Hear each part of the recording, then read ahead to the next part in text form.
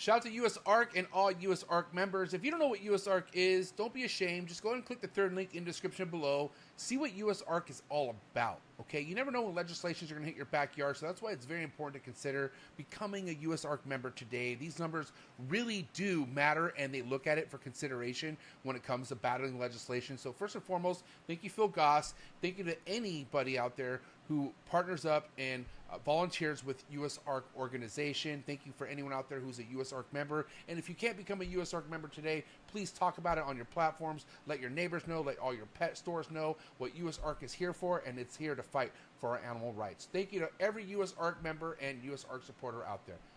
T-minus 30 seconds.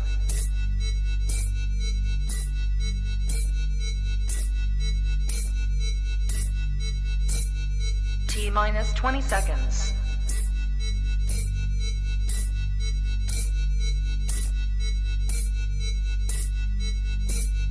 10, 9, 8, 7, 6, 5, 4, 3, 2, 1, 0.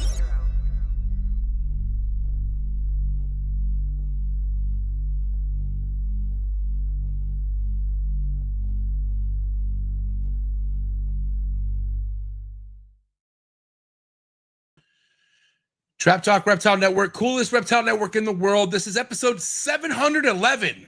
Pretty sure the 5th annual Trapsgiving. What a Trapsgiving tonight's going to be. What a year it's been. But yes, tonight, Trapsgiving 2025 is here.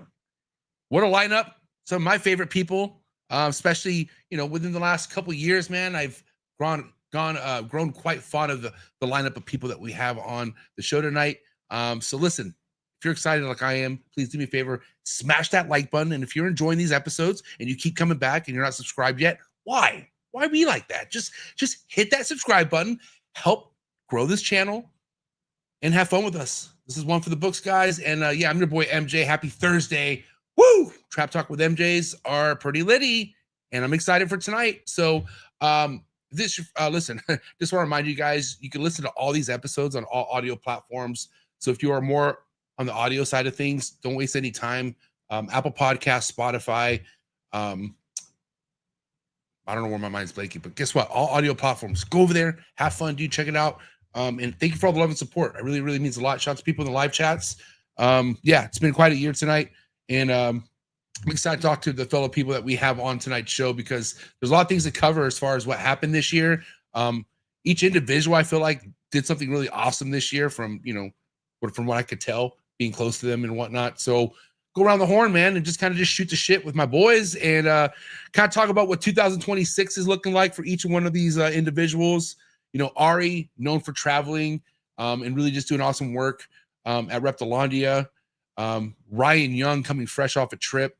And he went on multiple trips this year, dude. Definitely fucking put in the work as far as that goes. But I'm really curious on detailed information on what happened on his recent trip. So we're going to talk a lot about that, man. And of course, Stephen Kush, everything he's been doing on his Wednesday nights. I'm curious, what he really got out of each guest that he's brought on the show this year. And then Adam, I think, listen, be cool if he was under this network, but he doesn't need it because he's killing it on his own and he's doing amazing stuff. Expert in the Idiots, probably one of my favorite podcasts that came after Trap Talk, and that's fucking literally just doing great things. So happy to have him a part of this show tonight. So again, man, we're gonna have some fun. Shout out to everyone in the live chat. Now, listen, if you guys want exclusive content, if you want to get more behind the scenes, kind of maybe meet me a little bit more or whatever, dude, come hang out right now, please. Come join the Trap Talk Patreon family. Click the very first link. As soon as you join the Patreon family, connect to a Discord, and then you connect to amazing group Instagram group chat that's popping 24/7. So thank you for all the love and support, man. Look, the live chats look great, man. You guys are beautiful. I appreciate everyone here tonight. I'm on limited time, dude. 2 kids, not easy to deal with, but I'm on limited time, so I don't want to keep going on this intro. I want to bring my boys on because we got lots to talk about tonight. And this is the Trapsgiving 2025. You guys are in for a treat. I'm excited. Shout out to all my sponsors, by the way. Find all the links in the description below. Please support all my sponsors. Appreciate all you guys. But guys, do what you got to do to get your mind right and do what you got to do to stay hydrated. It's going to get hot. It's going to get heavy. Trapsgiving episode coming at you right now. Let's go.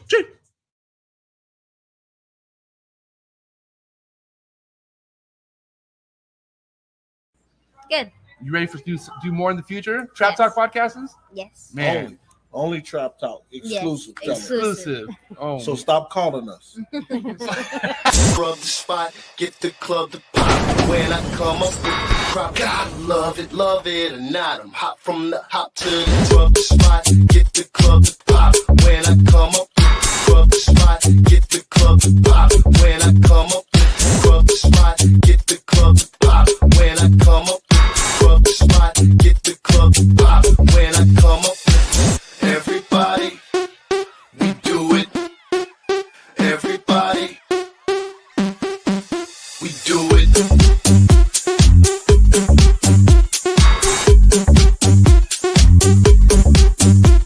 Do it.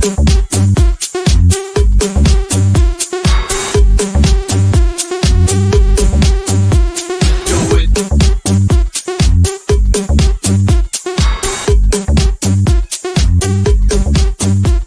Do it.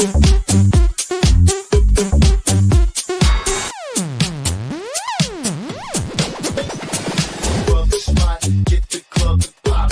When I come up with the rub the spot, get the club to pop. When I come up with the rub the spot, get the club to pop. When I come up with the rub the spot, get the club to pop. When I come up. and we are live. Welcome to this year's 2025 Trapsgiving. Welcoming my boys, Stephen Kush. We all know Stephen Kush. Ari Flagle, Ryan Young, and Adam. What is good? What's up? Happy How's it going? Trapsgiving, guys. Welcome. Nice to see y'all. Yeah. Stephen, are you good? I am. I can hear you guys. I mean, think I made it finally. And if we could vote in the chats who had the worst sound check at anyone on the screen tonight, who do you think it was? Not Adam, I'll tell you that much. Man, I tried to win, but Steve took it. Joke's on you guys. I had to dump my computer and jump on the cell phone. Oh, shit. so I don't lose actually. Yes, right. Yeah. Hey, listen, good to have you boys here. We're all familiar with each other because of podcasting, obviously. Adam, you've had everyone on the screen on your show before. Steven, you as well. And Ari's respect, not as easy to get on Ari's show. Actually, so. I haven't had Adam on my show yet. That's definitely well overdue. So that's something. But you haven't had Adam on your show? Not yet. You know, no. I never thought about that. And here I'm scheduling number 3 for you, Steven. Yeah. Oh my Lord, dude.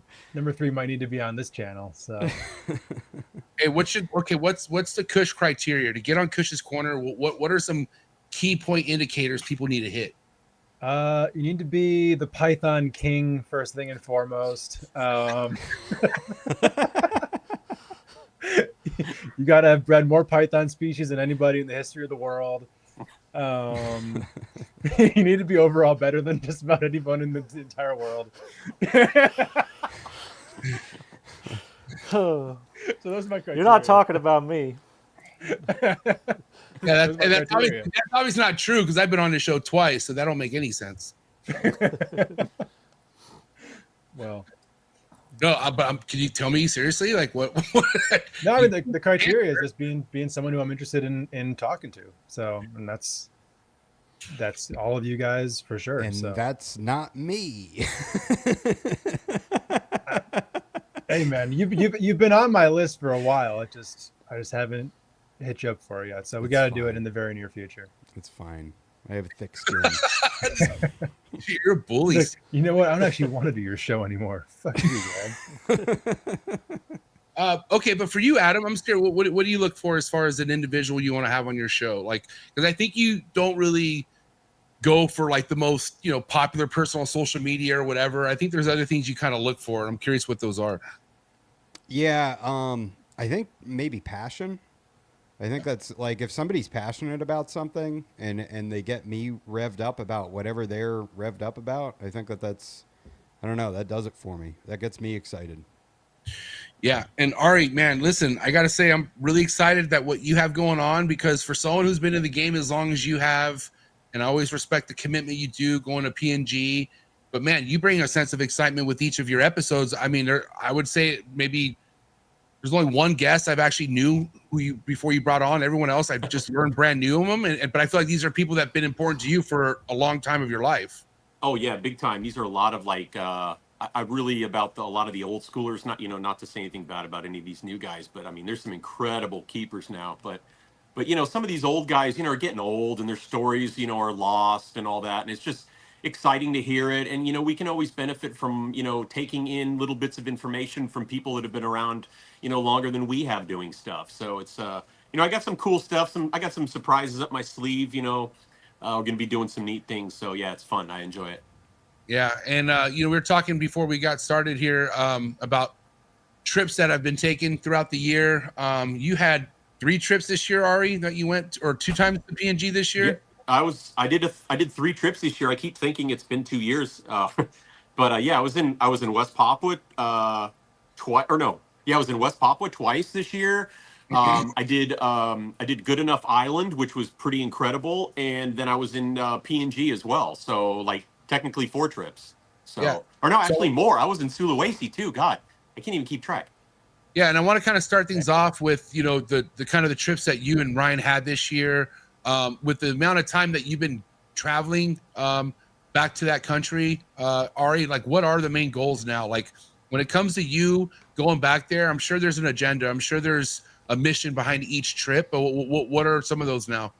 Well, a lot of the stuff is just, continuously capturing more data to kind of substantiate what I'm, doing with my research and stuff, and just, picking new things that I come across, just basically helping out our captive situation, as well as, documenting in that natural history stuff like that too. But, also, lately I just sent off the Proofs of Serpents in the Clouds Volume 2 to Russ Gurley. So that should be coming out next year.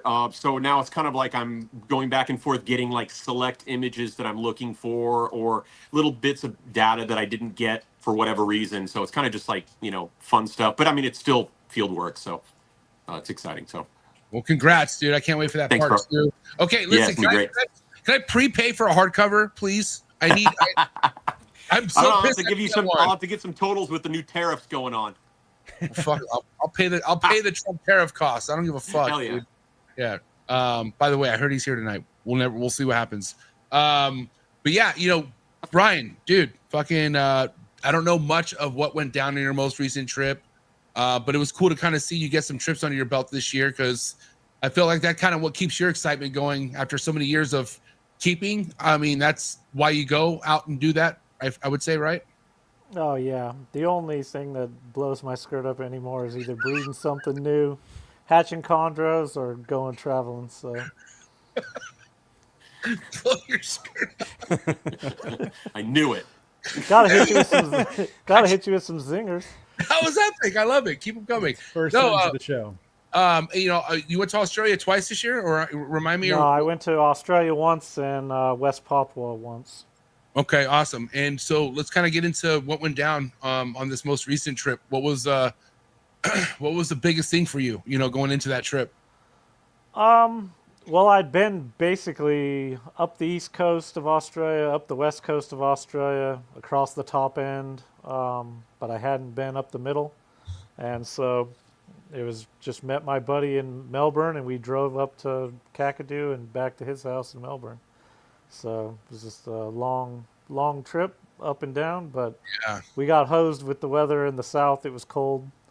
But as soon as we got past Alice Springs, it got warm, and then we were good to go from there. Yes. And so animals wise, like I know you shared a lot of pictures in the chats, in the Lost Boy chats, but what were some of the biggest things that you came across, herping and whatnot? I mean, I like finding pythons, so I found I had never seen olives before. We got 2 olives. I hadn't seen Darwin carpets before, saw those.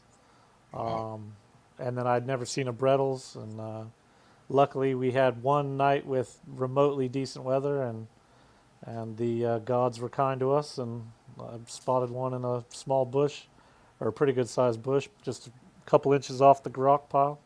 So that was pretty fun. And you know, I'm pretty sure. I mean, I do know you keep this species of monitor at Reptilandia, right, Ari? Yeah, we've got one of those guys. Yep. Yeah. So this must have been Yeah, badass. I saw that photo. That was pretty sick. Yeah. Fuck yeah. So Yeah. tell us the story about finding these. We were basically just looking. The ones that hang around the campsites are more accustomed to people, so they're less flighty. And so my buddy, you know, he's spent a lot of time over there, and I mean, I can't take credit for finding much. It was mostly him. And he was like, we just hang out in these camping spots, and They come up. hopefully, if the weather's right and the timing's right, they'll come out. And so we were hanging around a camping spot, or camp spot, and people were cooking and having a good time. And about, I don't know, it's probably 2 or 3 in the afternoon, and we'd been there for, I don't know, an hour or so, hadn't seen nothing, and then then we were going. He was going to the restroom, and there was one sitting on the concrete pad going into the restroom, and then it ran off into the tree, and then Wow. I heard So him cool. hollering, so I ran over there, and there she was. Or Wow. assuming it was a she. How many did you see? He saw a bigger one that was the one on the concrete, and then it ran out. And when I got over there, we were like, "Oh crap! Here's another one in the tree." And so it was smaller. We're assuming that bigger one was a male, and this one was a female. And were these were these laces found in the same area? No, the laces were way further south. Okay. God The, damn it. How weird thing is. The parenti was found outside of Alice Springs Okay.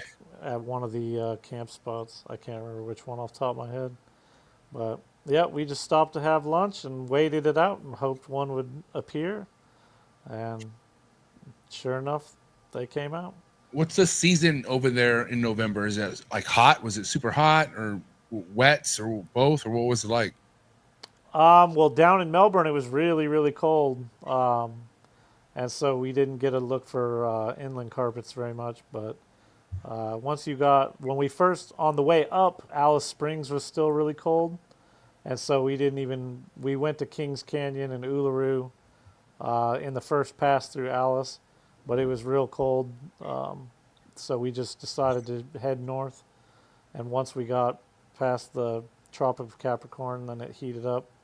And then it's always hot, basically, up north in Australia.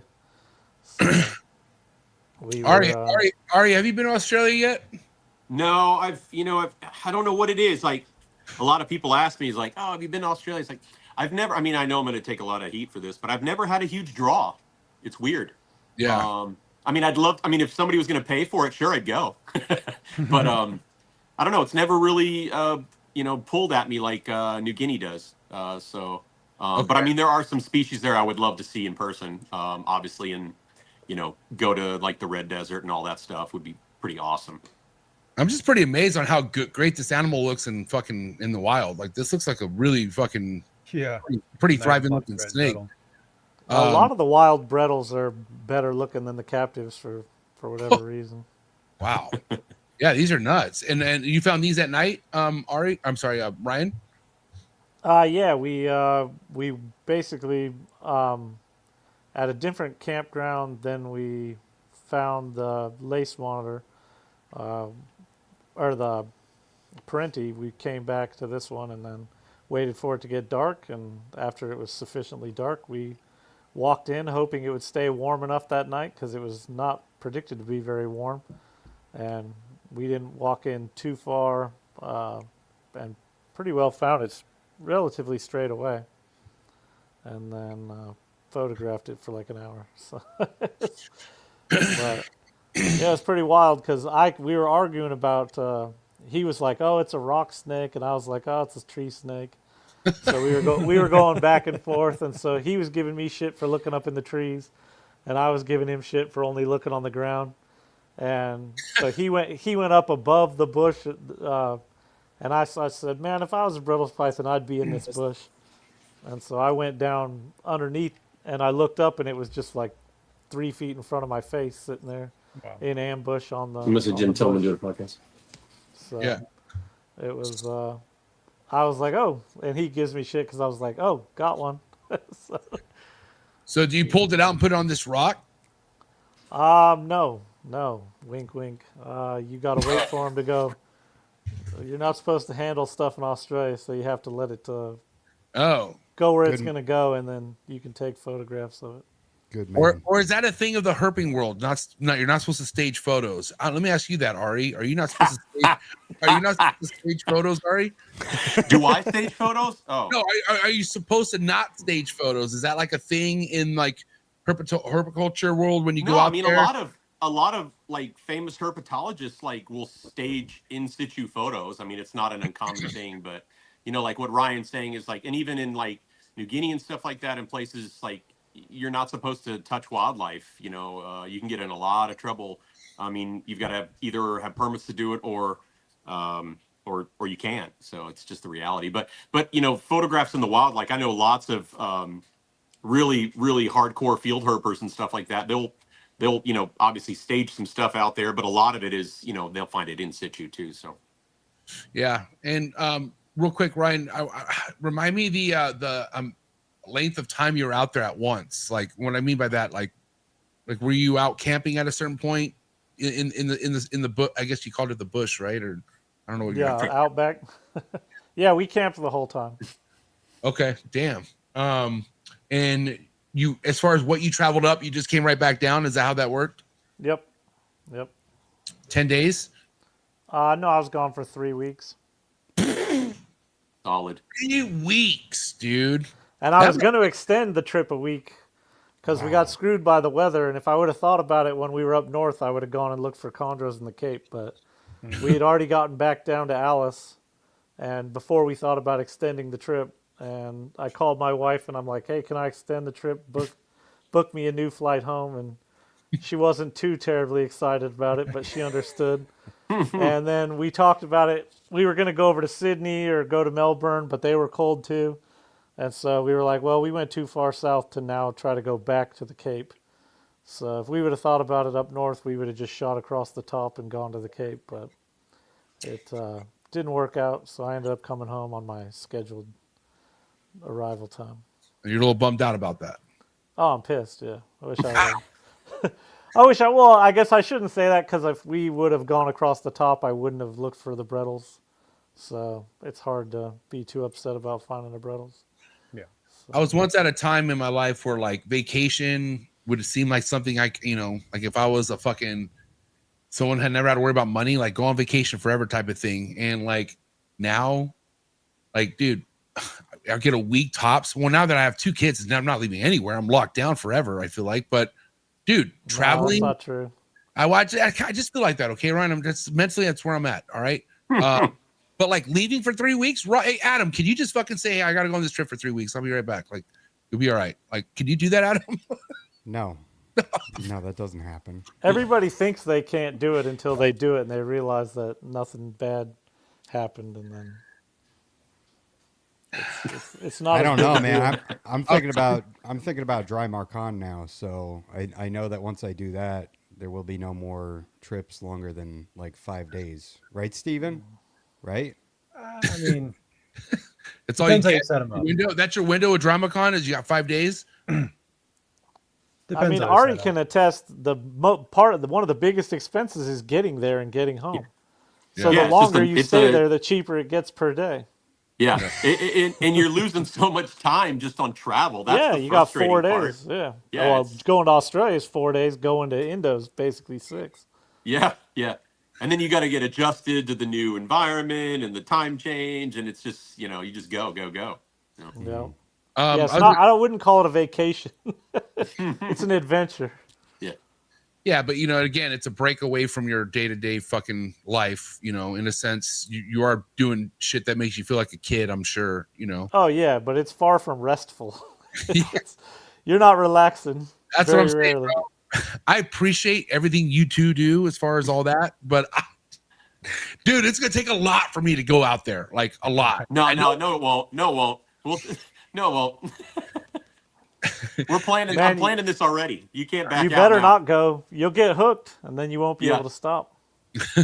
Yeah. Are there shots you guys get before going into different countries? Is that like you have to do that every single time, or how's that work? You first, Ryan. I haven't no shots. When I went to West Papua, I took malaria meds, and that was it. Oh, just like so you ate malaria meds and that was it? You didn't have to take a shot? It was fun getting those in North Idaho, let me tell you. It cost fucking, dude, it was so ridiculous. I was so mad. Apparently in Washington, you can get them for like $10. In Idaho, it cost me like $200. Jesus Christ. Like in the alley, or are you going somewhere? Like I'm No, going to the you have to go to the your GP or whatever. That's $200 or Right next to $150. Come to Texas and you can get it at Buc-ee's. Yeah. I wouldn't be shocked at all. Yeah, right. what about you, Ari? What's your kind of protocol?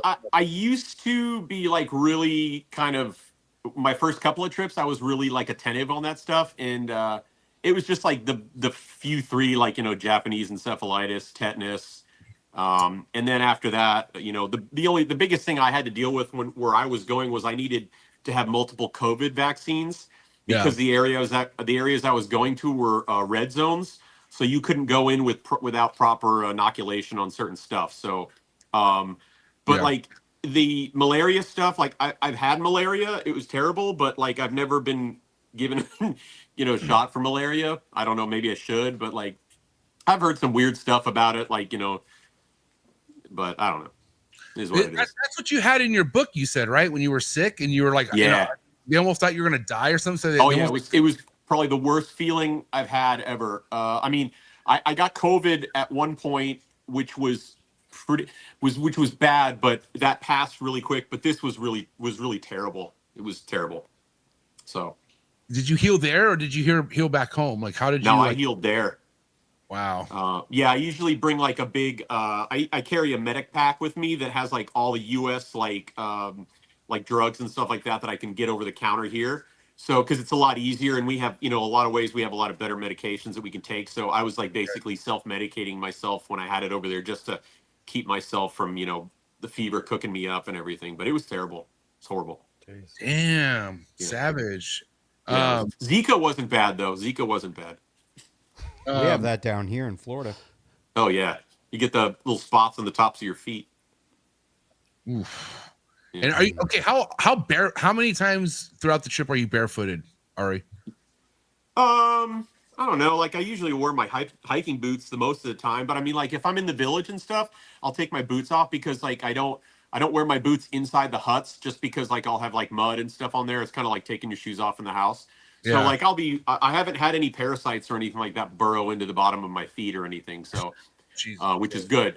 But yeah, so I usually will be barefoot in the village, like with everybody else. So, but I don't hike barefoot just because my feet, like I've got like American feet, which are super soft. So, and I'm like, there's rocks and all that shit. I'm just like, no, I'm not about it. So I'll just wear my boots. So you would have to see a Papuan's foot to understand that comment. Yeah. Oh, I've seen him in God, the, yeah. I've seen him in his book. My God. They're wide as shit. They're flat. Oh yeah.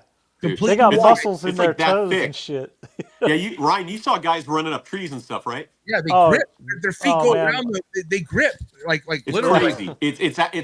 It's crazy. You'll be like sweating like liters of sweat and barely able to move and hurting, and these guys are like climbing up a tree with a bag of rice, smoking a cigarette. Like they don't even care. They don't even want any water, and I'm already drinking all my water. Yep. Machete in one hand, climbing 80 feet up into a tree with a cigarette, and sitting and the tree's in all a bending position over for and all that stuff. Yeah. sitting in a position for 45 minutes that I would die if I tried. Hell yeah! I can't believe even it. squat anymore. Oh, never felt like less of a natural man in my life than watching them do that. Like, wow.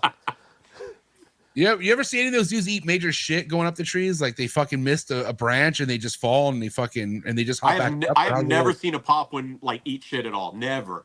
Or no, I take that back. I saw on one of my first trips early in 2000s. I watched. There was a guy from tribe called Lani, and they're like shorter stature. They're not midgets, but they're little people. I'm sorry. LPs, bro. Yeah, little peas.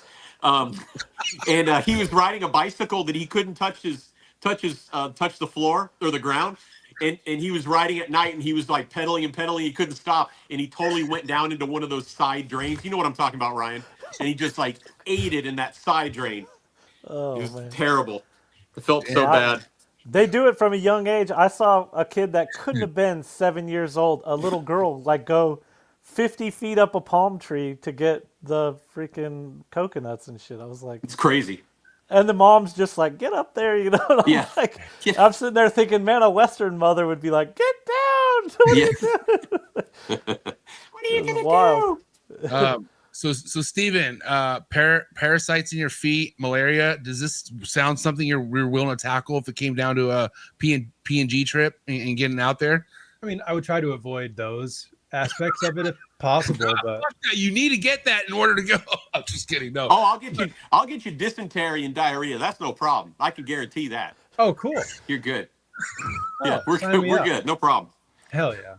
Yeah. Diarrhea is so overrated. This is because I've been through this fucking before, but I would hate to go through all that traveling just to get there, and now you're sick, and now you feel like fucking ass, and some of this shit does not shake the next day. It stays. It's like a week thing, and so I'm sure that's maybe happened to you, right? Ari, you flew there Yeah. and you got sick, and 5 days you're fucking just hating life, but then you're still doing everything that you got to do, right? Yeah, like I was popping Dayquils like Tic Tacs essentially just Damn. to keep me going essentially, and it was just it was that and then I think extra strength Tylenol. That was it too. There was something else I took there that I got at like a little tiny shitty pharmacy that was in like some back alley or whatever. They had like a bunch of weird stuff in there, and I got that, and that helped out. I don't know what it was, but Ketamine for sure.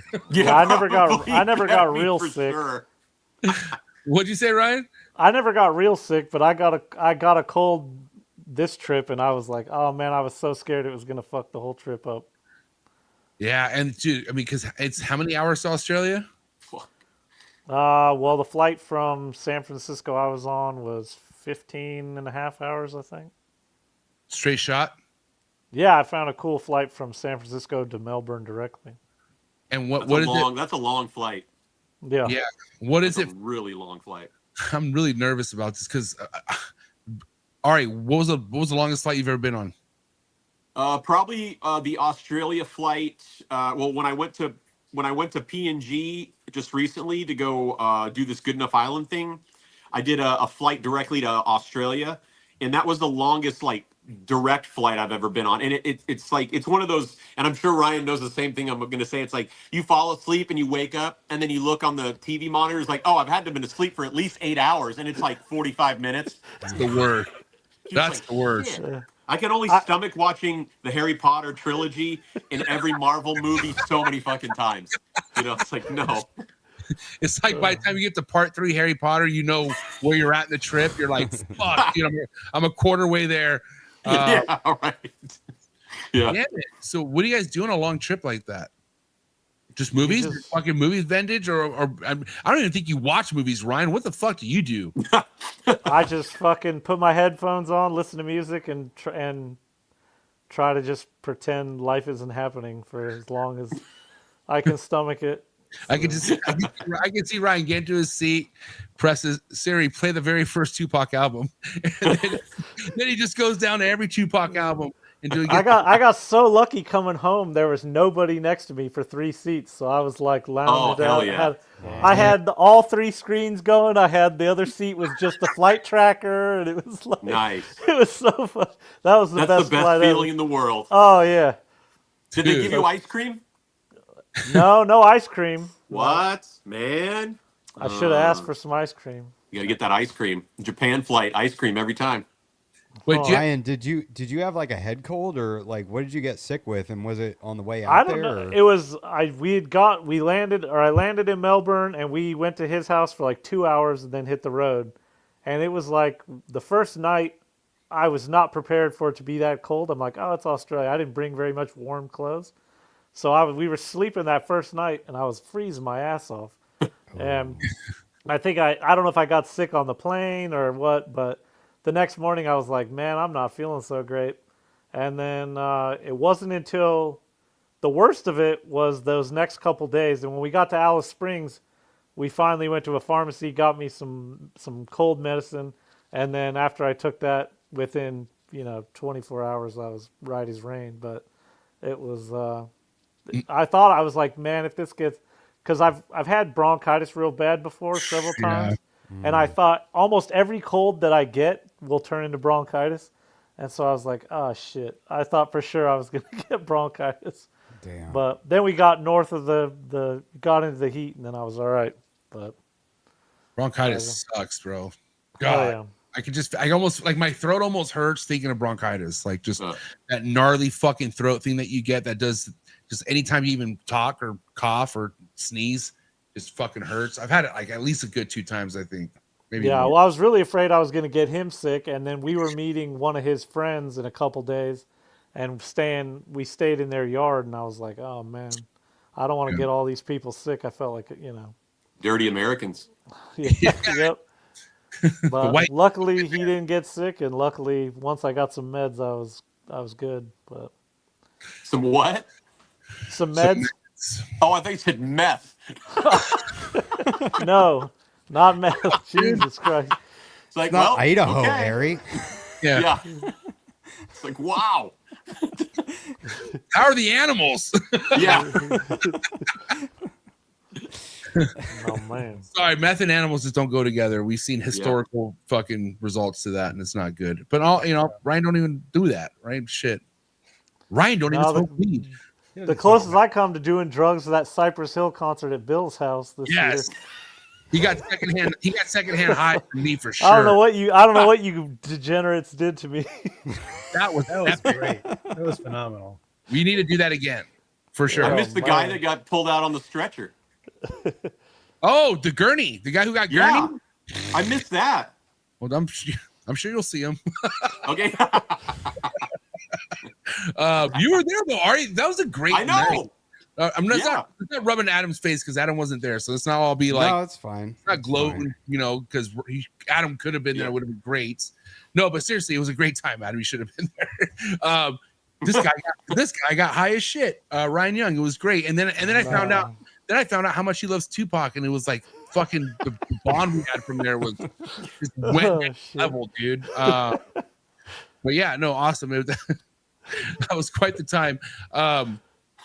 Before we get off this topic, what's the future for 2026 when it comes to traveling? Ari, let's go to you first. What's on the agenda? What's on the agenda for that? I'm heading out of the country next month, so I'll be gone for 3 weeks. Wow. And then I've got another. I'll probably be back out in. I might be back to Good Enough. I'll be definitely back in Port Moresby again. With the nature park out there doing some field work that we're getting grants for. And then I might be doing China. I don't know. I'm thinking about it. China? Wow. You might be doing China. Oh, there he is.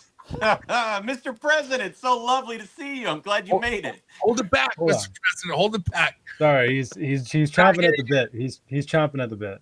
Yeah, but no, it's so I've got some trips planned, and I'm flying out in the morning. I'm going to do a couple presentations for Minnesota Herp Society tomorrow. Nice. It's like 3 degrees there. I'm not looking forward to that. Yeah, and then that's about it. Do you have clothes for that? Like, do you have the attire to be in that Dude, kind of weather? I got like a one jacket somewhere. I don't know. I think it's gonna be like I'm up to my belly because I wore it when I was like 15. You're So gonna be we'll see. We'll see how it goes. Yeah, I'll be like from the Christmas Story. Reeves is gonna keep packing on little kid clothes on you until you fucking just get warm enough. Hell yeah. That's awesome. Okay, so 3 weeks you'll be gone. Yeah. Yeah. What about you, Ryan? I mean, I know you did a lot of traveling this year, but what do you want to do next? Hopefully back to Australia and Indo, and keep it rolling. Not chondros, right? Whatever, dude. It's all about the chondros. Dude, are you sure? Because that's not the energy I get when you go traveling. I don't. Man, you misunderstand. Like I saw a croc monitor, so I was okay if I missed a chondro. Like I was, you gotta, when you're doing field herping, you gotta realize that sometimes it's you don't find everything, and you got to be excited with what you do find. I mean, I could have sworn it was no easy feat to find any chondro in the wilds, but it just seemed like to you, it just wasn't a big deal. That's all. But you did. I wanted to, man. If you'd have been there, you would have seen the childlike jubilation when I found Sorry one. if I would have been there. My bad, dude. Childlike. You got me there. I can't talk shit because I wasn't there. So that's You should have been there. Yeah, I'll just shut up. Got to earn it sometimes. And now I'll probably see one every 5 minutes. Once you get the first one, that's the hardest one. But are you going in areas where you can find them? Like, is that the next time you go travel? Oh, yeah, I still got to see the other 3 species of chondros. So. Wow. Okay. Well, real quick, Ari, what monitors have you seen in the wild when you go to PNG? Like what, and especially big ones. So most of the areas I'm at, there's not a lot of varanids that I really am looking for because I'm up pretty high in the highlands. But I mean, I've seen lots of Salvador, different different water monitors in Sulawesi. I've not seen any croc monitors in the wild, but I haven't really gone looking. So I haven't really seen a lot of varanids, but it would be very cool. I was very jealous that Ryan got to see a croc monitor, which would be freaking awesome. Yeah, that's pretty sick. Yeah, so I'll just have to find one that's bigger to look at. Yeah. I never would have thought I would see a croc monitor before a parenti or a lace monitor. That's so cool, man. And there's probably like 4 others of them looking right at you. You only saw that one. Oh yeah, I'm sure we passed by plenty, but That's so it was cool. amazing when you see this giant lizard crawl up in the tree, and then you're like, I think it's right there. I can't. It's in front of you. Like, they disappear. They stalk like that, huh, Ari? Like they're that, like they could see you. Just like Jurassic Park. Like, those animals are so like tuned into their environment to every. It's like that, #1 predator when they get to a certain size. That thing is messing up everything. Dude, I'll never forget the heart rate I had when Monster jumped down into the water, bro. Yeah, that was awesome. I thought that was gonna be another Komodo incident. I'm not gonna lie. I was really worried. I really was. But he's good. He's good. But dude, having setups like you have at Reptilandia kind of gives you the exact idea what they do in the wild, right? Like the whole jump all the way from level 3 to fucking level 1, like it's nothing. Yeah, that was like obviously that was like one of the biggest goals that we had with the plan, was like we wanted to create these huge exhibits so we could promote natural behavior, so we could see that. And at first it took a while for them to really kind of, once they got the whole layout of every little nook and cranny, now they're like the masters of their domain.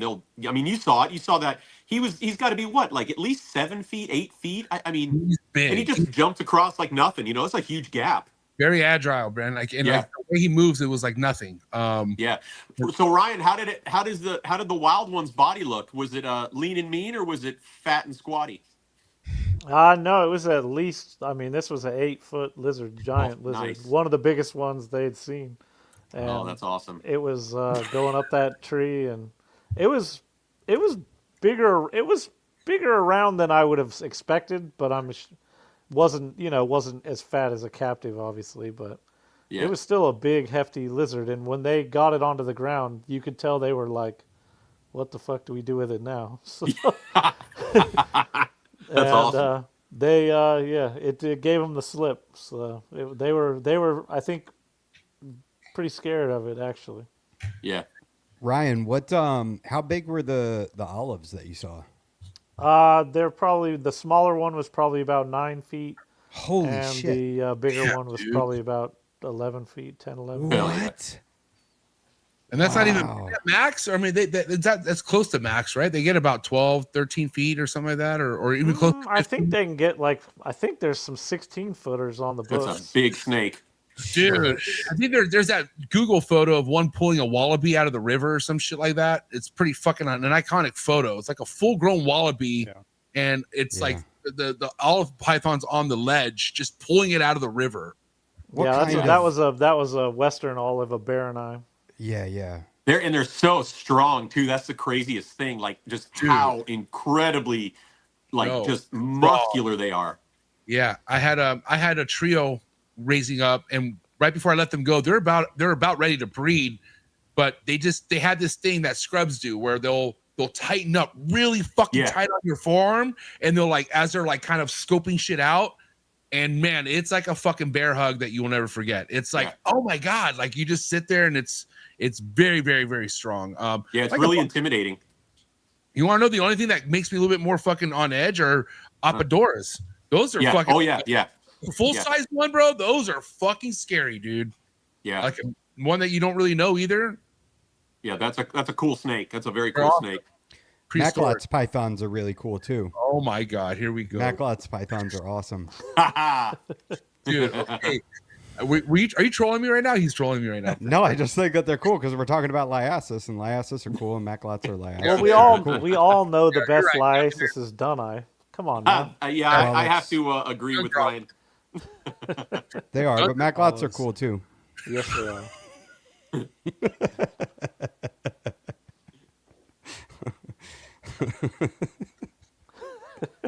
Got him. Let's clear the air here.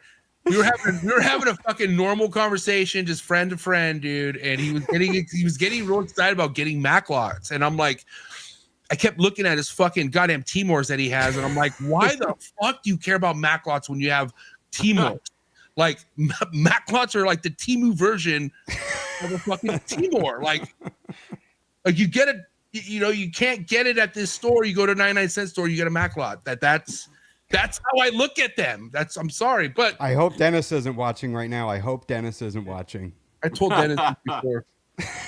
Timors are the bee's knees, okay? But okay, keep both. That's fine, but really similar, but not. Same, but not. Oh, they're nothing alike. Yeah, Macklots don't pee on you. That's true. Not all of them.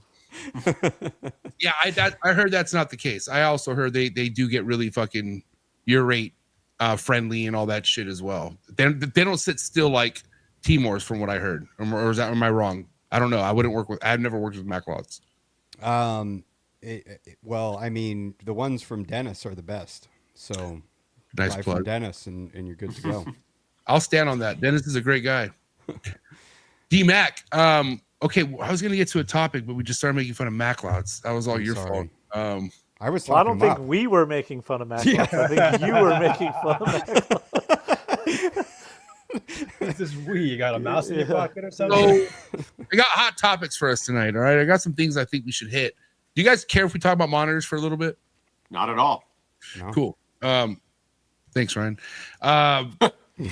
Well, it's your show, buddy. Go for it. I love monitors. I got a friendly yes from everyone except you, dude. You're going to be silent. You're not going to share my stories. Ryan Young syndrome. Don't share your story. Sorry, I don't mean to open up another can of worm, but just saying, dude. All right. Oh man. Yeah. I'm just kidding. He was in his building. He doesn't get service. He had to go outside. All right, there you go. All right, move forward. Adam, do you care? Let's hold on. Pause everything right now on monitors. Adam, when it comes to you bringing on a guest and you tag them into a story and they don't share the story, does that make you feel some type of way? What, like you've heard the story before and you want to no, like them to. No, let's say we just did an episode and it drops tomorrow, and you go on your stories on your Instagram and say, "Hey guys," oh yeah, or you tag me, you tag my handle, and then you see that I see it and I heart it and I go, "All right, cool, thank you," and I just move on. I just don't give a fuck and I move along about my day and don't share it. Yeah, well, I mean, I'll hit up Ryan and I'll invite him to collaborate, on like posts of his animals, and he doesn't want to collaborate. Okay, I don't even know what any of that shit means. You've got to realize some of this is not that I don't know. I don't know what to do. I'm not technologically advanced enough. I put out a really, really cool Timor reel, and I was like, "Hey Ryan, you want to collaborate?" And he just you don't know what that means. He's seen it. I thought I shared that, or I thought I did what I was supposed to. Okay, that's a step above sharing a story, dude. Because stories go away in 24 hours, gone, like it never happened. True. Okay, but a collaboration, that's a resume imprint on the page, so that's there. I don't even know what that is. Exactly. I wouldn't do that much. I think Adam's overstepping here a little bit. So it got 30,000 views. I put a lot of work into it. Well, see, there you go. Man, I'm trying to, just next time you have to tell me, hey, go push this button Now that I know, I will. I don't want to overstep, so I figure No, I'll throw I've the invite literally, out. I don't you know? even, half the time MJ sends me shit and I posted like 4 times because I think the first 3 times didn't work. He's like, I don't want to hear from this dickhead. So, All right, okay, yeah. let's shift gears. Let's leave Ryan alone about this. Monitor topic I have, especially mainly you guys seen them in the wild. How should they be fed overall here in captivity? Obviously, I think I've heard for the most part, diversity has been quite the thing for a lot of people. But I'm talking like whole prey items to eggs to like other stuff that isn't rodents. When it comes to you, Ari, like you've had success breeding croc monitors multiple times now at this point, right? Yeah. Not a walk in the park fucking species, but whatever I feel like you're doing feeding wise, whatever I think is important to successful breeding, you would say. So what's your take on like, if someone out there is looking to work with a bunch of monitors and they're puzzled about what to feed it, like, what do I do? Like, what would your advice be? Well, obviously, I mean, the first thing is like, get as much research, as possible, get some literature. I know it's hard for people to read these days, but there's some good stuff out there. Speak to keepers, things like that. But, in general, like when I'm working with stuff like that, I always, I'm going back to the, to the wild, like, what are they doing in day-to-day activity?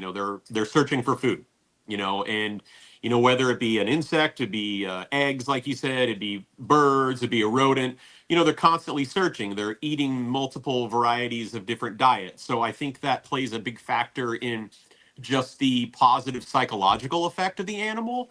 But it also helps out like long-term too, because like if we're feeding, rodents nonstop, I mean, we're creating fat animals, in my opinion. A lot of animals I see in captivity are just obese. And I think that is a huge factor as far as having success, in my opinion. I don't know, because I haven't bred a huge amount of varanids. But the ones that I have worked with, like I've bred green trees, I bred black tree monitors, bred the croc monitors, and I was always offering like a variety. And one of the other things too I do with a lot of things as well, including like my Bolins too, is I don't have a set schedule for them. It's like I'll feed like 1 week I'll offer prey item. Obviously for a Bolin's python, I'll give you an example. So like my snakes feed very sparingly. Maybe 3 times a week, or not 3 times a week, 3 times a month. I'm sorry. So I'm offering a rodent, or I'm offering a quail or something like that. But with like the varanids, I'll offer a couple times a week something different. I'll put in there small prey, a big prey, kind of mix it up. And I think that's important for them. Creates healthy animals too, because like how Ryan, he observed that croc monitor in the wild. He said it looked really, really healthy. It wasn't an obese animal. Obviously, they're going to live a lot longer if they're leaner and meaner, and they can go through their habitat like they're supposed to. So I think it's an important thing, to feed, not necessarily like daily, obviously, but sparingly, with the mindset of what would it be like in the wild, and offer variety. I think variety is always good. So what would you say to someone who wants to implement like those Reptile links, or something that's like processed, or even something that they process themselves, like they chop it down, like go ahead. I think those things are great. Honestly, I used Reptile links with the baby croc monitors when they were born. And I would break them in half, and I would, do like a quail one, and they really enjoyed it. And then I would offer like, I tried insects. They didn't really care for it, which I thought was interesting. I did like little quail, things like that too. We did like frog legs. I mean, just random things that they would, go for. It's not going to be a bad thing, obviously. I even tried little bits of cat food and stuff, and everything loves cat food, but you don't want to give it like all the time. So, Right. But yeah, I think offering a variety is important. I think it's it's benefits the animal in a positive way. Now I bring this up to you guys, and I want to get Ryan's take, and Adam, Steven also, what you guys think about like the whole idea of something that's not being whole prey, and especially to something that's being fed to something it's been like a constant type of diet where it's not whole prey, where they could break it down with their stomach acid. And because they say that, when I say they, like people who have the experience of with monitors, what they eat in the wild and what they're able to break down. And if you give them something that's processed and that isn't whole prey, do you think that could fuck with their digestive system at all, or like make their stomach almost weaker in a sense? What do you think of that? Anybody? Oh, I think having a whole prey item is always going to be more beneficial, because you've got bone, you've got organs, you've got tissue, you've got everything in there. It's everything in a package. So I think it's a good thing. Processed foods. Well, look at how it compares to us. You know, if we're just eating processed foods all the time, compared to having something that's going to be much healthier. That's my 2 cents, honestly. So you're saying that if you don't want to do it at all, it's probably better? Because like from the way it sounds, it's like even if, because like, dude, trust me, I love McDonald's. I love my motherfucking fast food. Hell yeah. But then again, like you said, we can't eat it every day. But we all know that once that time we do eat it, kind of feel like shit afterwards, because I eat until I hate myself. That's just how I do it. Yeah. But in a sense, if you could avoid, like if you want to give your monitor the perfect diets, like you got people who just want to do best by their monitors, would you say then avoid the Reptilinks and the processed stuff and stick to whole prey if you want the best diet?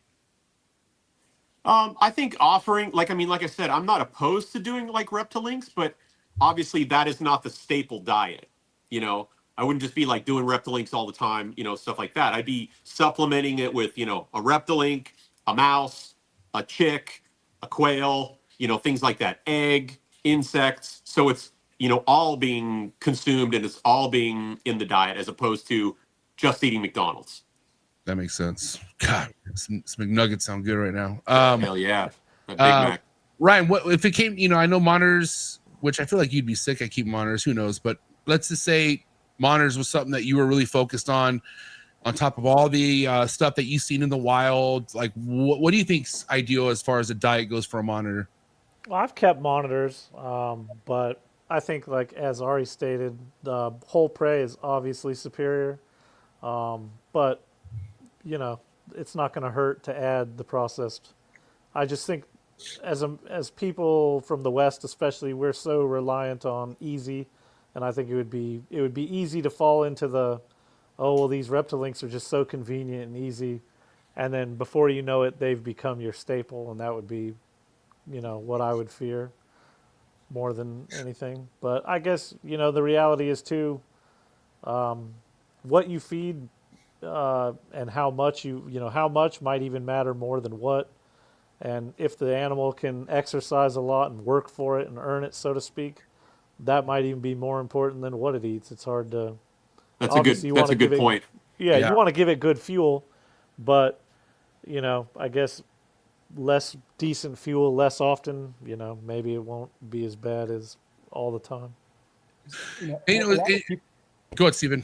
A lot of keepers with certain species will like demonize rodent feeding, like, oh, rats are fatty or whatever it may be. It's, be that as it may, what's coming down to isn't the fat content or the calories. It's how that evens out over the entire diet of that animal. True. Feeding rodents doesn't lead to an obese monitor. Feeding too many rodents leads to an obese monitor, as would be feeding too much of anything that's just a more dense feeder.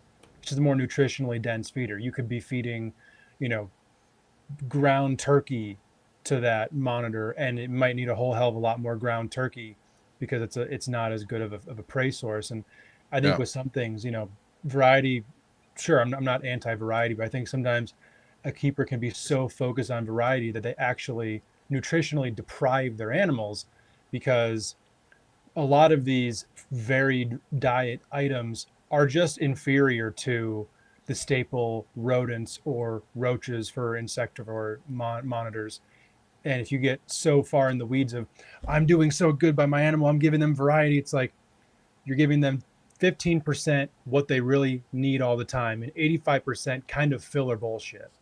Yeah, that should be the 15%, and the 85% should be the staple. Yeah.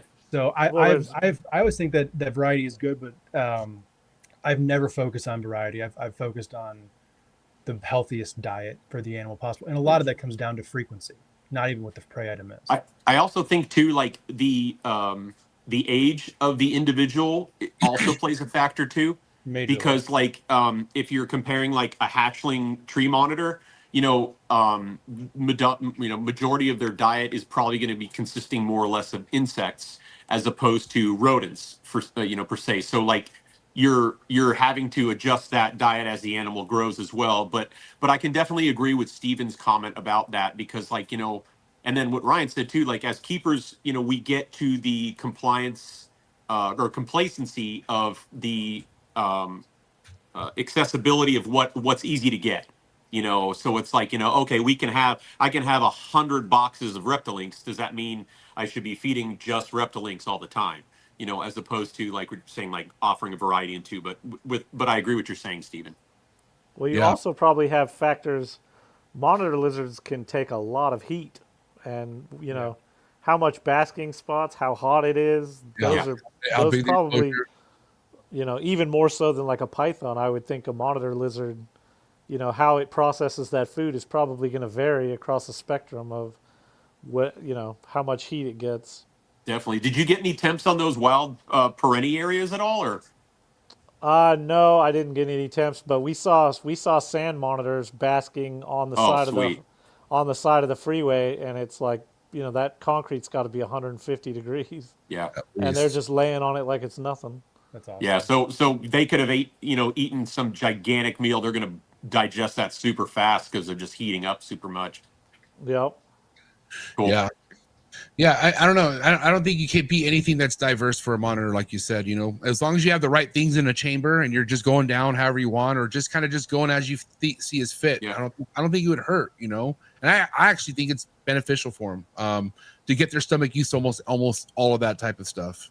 I think they can digest anything. I mean, you see them eating roadkill and stuff. It's like I was gonna say. Oh yeah, you watch one drinking out of a puddle on the side of the road filled with motor oil and shit. I don't think. Oh yeah. I'll tell you one thing. I'll tell you one thing I never had to throw away were those rodents I left out a little bit too long and their stomachs started pulling up a little bit. Oh, they love those. Oh damn.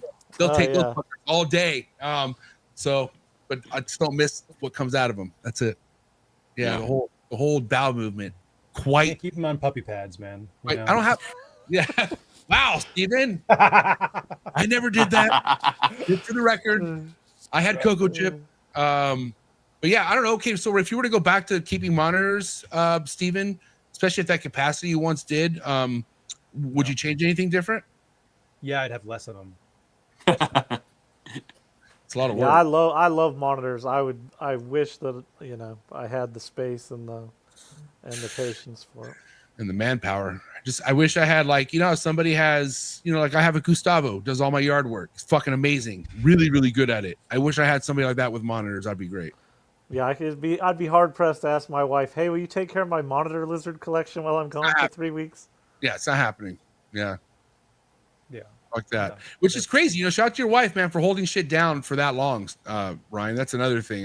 There's no way you'd be able to do what you do without your wife. Oh no. I just basically these ones can't run out of water.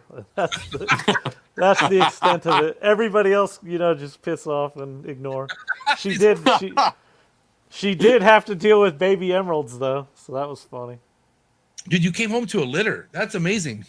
Yeah, no, she was due while I was gone, so I was like, oh man, it's probably gonna happen, and she had them while I was gone. How long were you gone till she had them? She had them like 3 days or 4 days before I came home. Damn. The hardest part was my daughter was messaging me, and she's like, your snake is having babies. I can see 2 babies. And I was like, well, how many babies? Trying to get the information of what was happening in real time was a real nightmare. And I'm telling my wife, I'm like, would you just, my daughter can't see into the cage, is like 6 feet off the ground. I'm like, she cannot see what's going on. So so I'm asking my wife what's going on. She's like, I don't know. I haven't been out there. And my daughter's like blowing me up on Facebook messages. And I'm just like, would somebody freaking go look and see? Send me a damn picture. And then my daughter's boyfriend ended up coming home and pulling the rest of them. My wife pulled 4 of them. And then she said the mother looked at her funny and she didn't like it, so she wouldn't do the rest of them. Dude, your daughter's boyfriend? Yep. He's tapped in? Like, all right, hold on, let's talk about this. All right. Yeah. I mean, first and foremost, having a daughter, you guys both have a daughter, Ari and Ryan, Adam, you have 2 boys, right? 2 boys. Yeah, Steven, God bless. But you know, Thanks. having a boyfriend, I get it, but dude, having a boyfriend who's doing the work, dude. Let's talk about that, Ryan. How did you find out he was down to help? I didn't know. My wife made him do it. So. Oh damn! Wow. But, well, he used to have a boa, I guess, years ago. I don't know. I've heard he had a boa. Damn, Boom, he's in. You won't even chop it up with the guy and like ask him, like, yo, what's No, I talked to him. He's a good kid. But I didn't expect. My wife was like, "He's coming over later. I'll just have him do it." And I'm like, "Just get out." I was just wanting to be sure she was done having him, and I You're couldn't just get. asking for the damn picture. That's all you were asking for. Well, my daughter's like, "Well, there's 2 babies," and I'm like, "If there's only 2, she's not done." Like, but the photo my daughter sent me of the snake, I'm like, she looks done to me. And so I was like, I was assuming there was babies on the floor that my daughter couldn't see. And of course that was the case, but my wife wouldn't go look because she didn't want to or whatever. And so it was just in real time driving, trying to message on my phone. My buddy was laughing his ass off at how frustrated I was getting. Yeah, I mean, I don't blame you because that's, man, your whole experience, what you're trying to do while you're gone. If something bad happens, it really rocks your whole world not being there, not being able to do something. And not really sense bad, but like, a clutch is being laid or a litter's being dropped or some shit. Like, man, biggest thing about traveling is like I get this anxiety where I want to go home after a while, and it usually doesn't kick in until I'm at the airport going home. And there's a fucking delay or some stupid shit, and all these things start to happen when you just want to go home. Aria, tell me has it happened to you? I'm sure. I got laid up for like 5 days in Port Moresby because what was it, that cyclone that was hitting Brisbane or whatever. Yep. And it was just like constant like rebooking. So I got stuck for an extra 5 days. That was terrible. What'd you do? Like while you were there for 5 days, what would you? I just kind of hung out at the nature park, but I mean, I can only see so many things for 5 days. You start naming things. yeah, right. Yeah, I'm like doing work there, sweeping up the grounds and everything. Yeah, I'm like, all right, I'm ready to go home. When we were all in Texas, my rock pythons were hatching, and I was like, take some decent photos, and they didn't take any decent photos. Rock pythons. You had 2 clutches this year of the rocks, right? Or no, just 1. Yeah. How big is your female? She's probably like 8 feet. Wow. Okay, cool. Yeah, she laid 15 eggs. That one you guys have would lay a lot. Oh God, she's a giant animal. Terrifying. Where's she from, Ari? Where's that rock python from? The one that one came.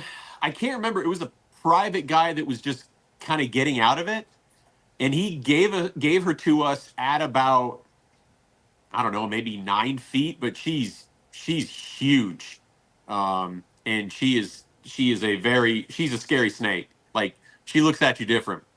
Don't they huff and puff and shit? Don't they like fucking breathe all heavy and like? They're so loud. Dude, yeah. Fuck that. I was trying to get my daughter to help me pull the eggs from her, and I was like, I'm gonna grab her and you grab the eggs. And she was sitting in this wood box with the eggs, and she started making this god-awful hiss, and my daughter literally ran screaming. She was You're just supposed to call the boyfriend to help. Yeah, I guess so. I ended up having to do it by myself. And she never struck at me once, but man, she made it sound like, you could have used that for sound effects in a movie. They're such a cool snake, man, but they don't mess around. Yeah, they sound terrifying. Yeah. So fucking A, dude. And you just have a pair, Ari?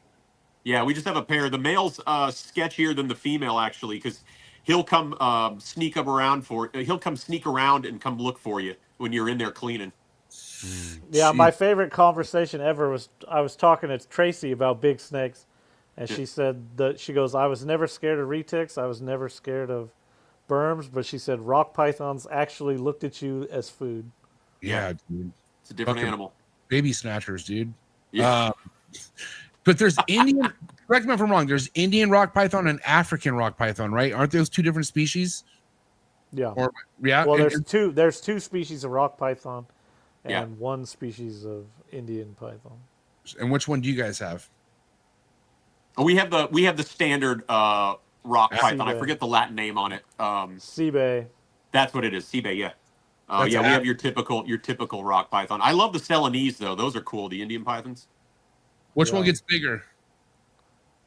Oh, the The Africans for African. sure. Yeah, I was Okay. gonna say the African. I was gonna ask Ryan. What do you think? By a lot, yeah. Probably African. Yeah, I don't think Indian. I think Indians can get pretty big, but they don't seem. They get real round real fast. Yeah. So, how many eggs did you get, Ryan? 15. So, and what day are they on? They hatched while we were. Oh, in they already Texas. hatched. My bad. I'm sorry. I thought they Yeah. laid. So they're already hatched. Okay. So how are they all establishing, and what's it like establishing rock pythons? I'm just curious. Oh, they were pretty easy. They just shed out and then live hoppers once they shed out. No learning curve with that or anything. It's pretty straightforward. No, I That's think a fucking couple wanted a bird, but that was it. Is there a big market for? Are people like? Yeah, I was gonna say, what are you After doing? I don't know. I wholesaled them out. I was like, To who? huh? To who? One of the flesh peddlers.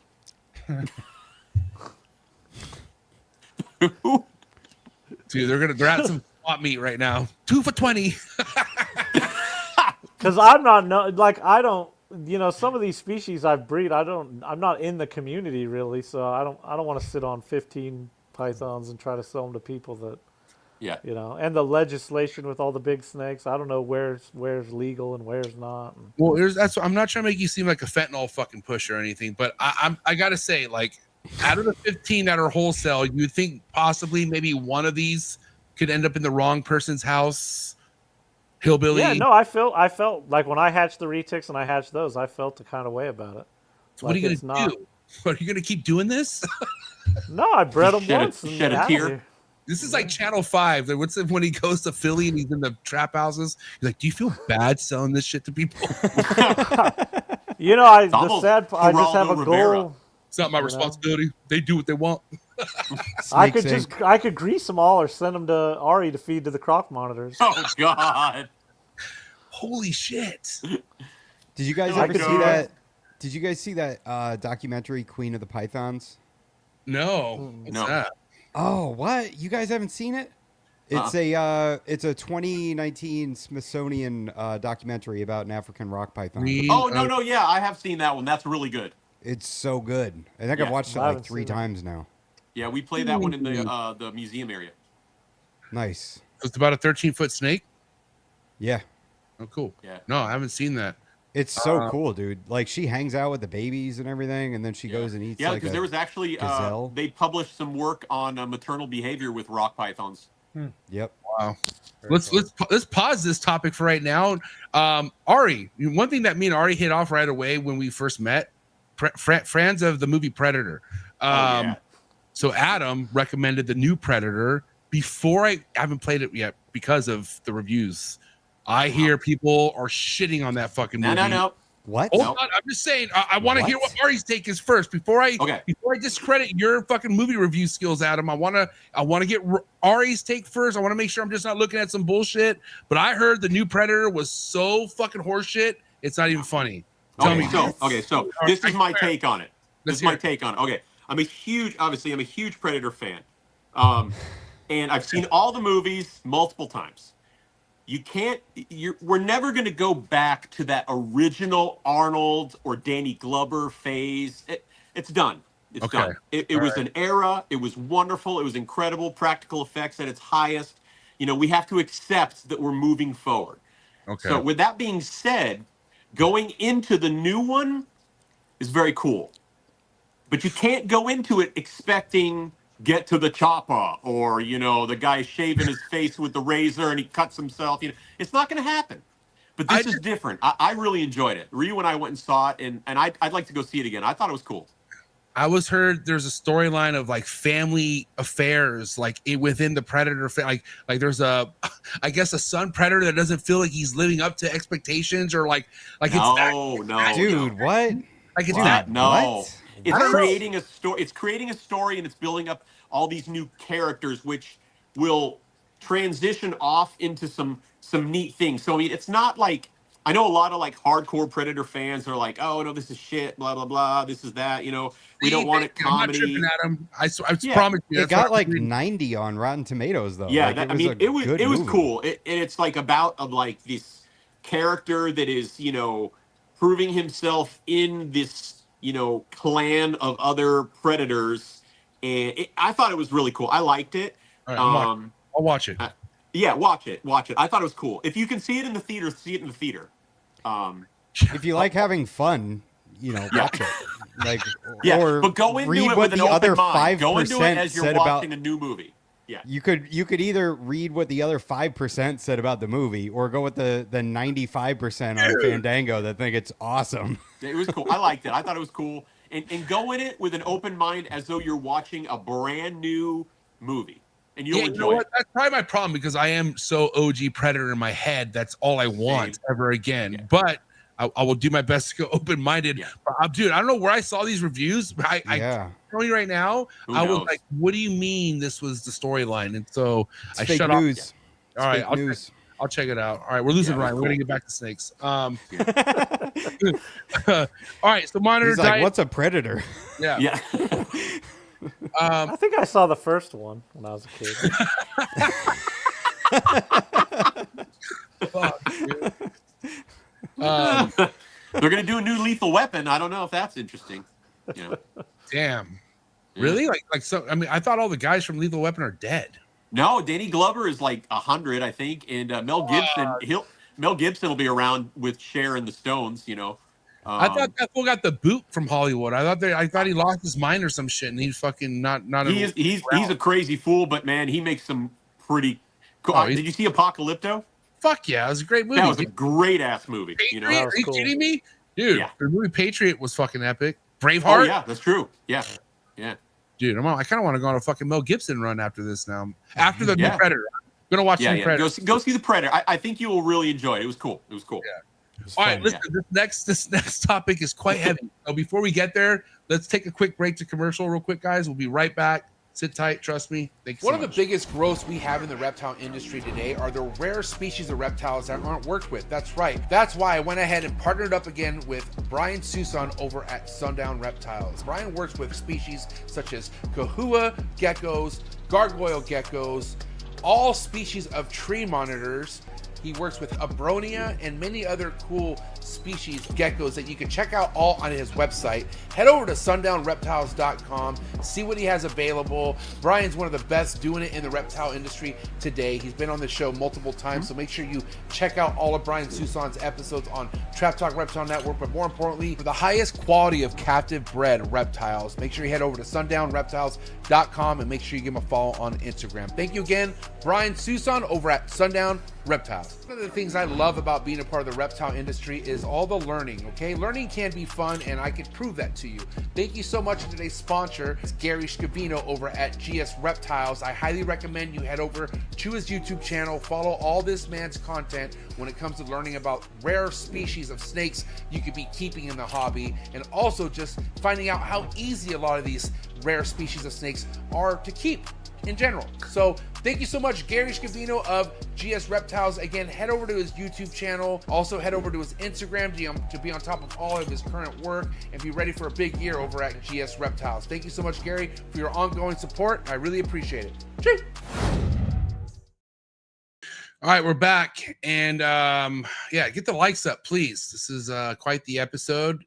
This next one here, definitely going to start off with Ari, because Ari, you're I don't know, biggest reason why I'm so geeked out over Bolins is because all the work you put out, and you being my friend and seeing how passionate you are working with that species. I'm fucking, someday I cannot wait to get my hands on them. But where are things at, man? Let's talk about the market.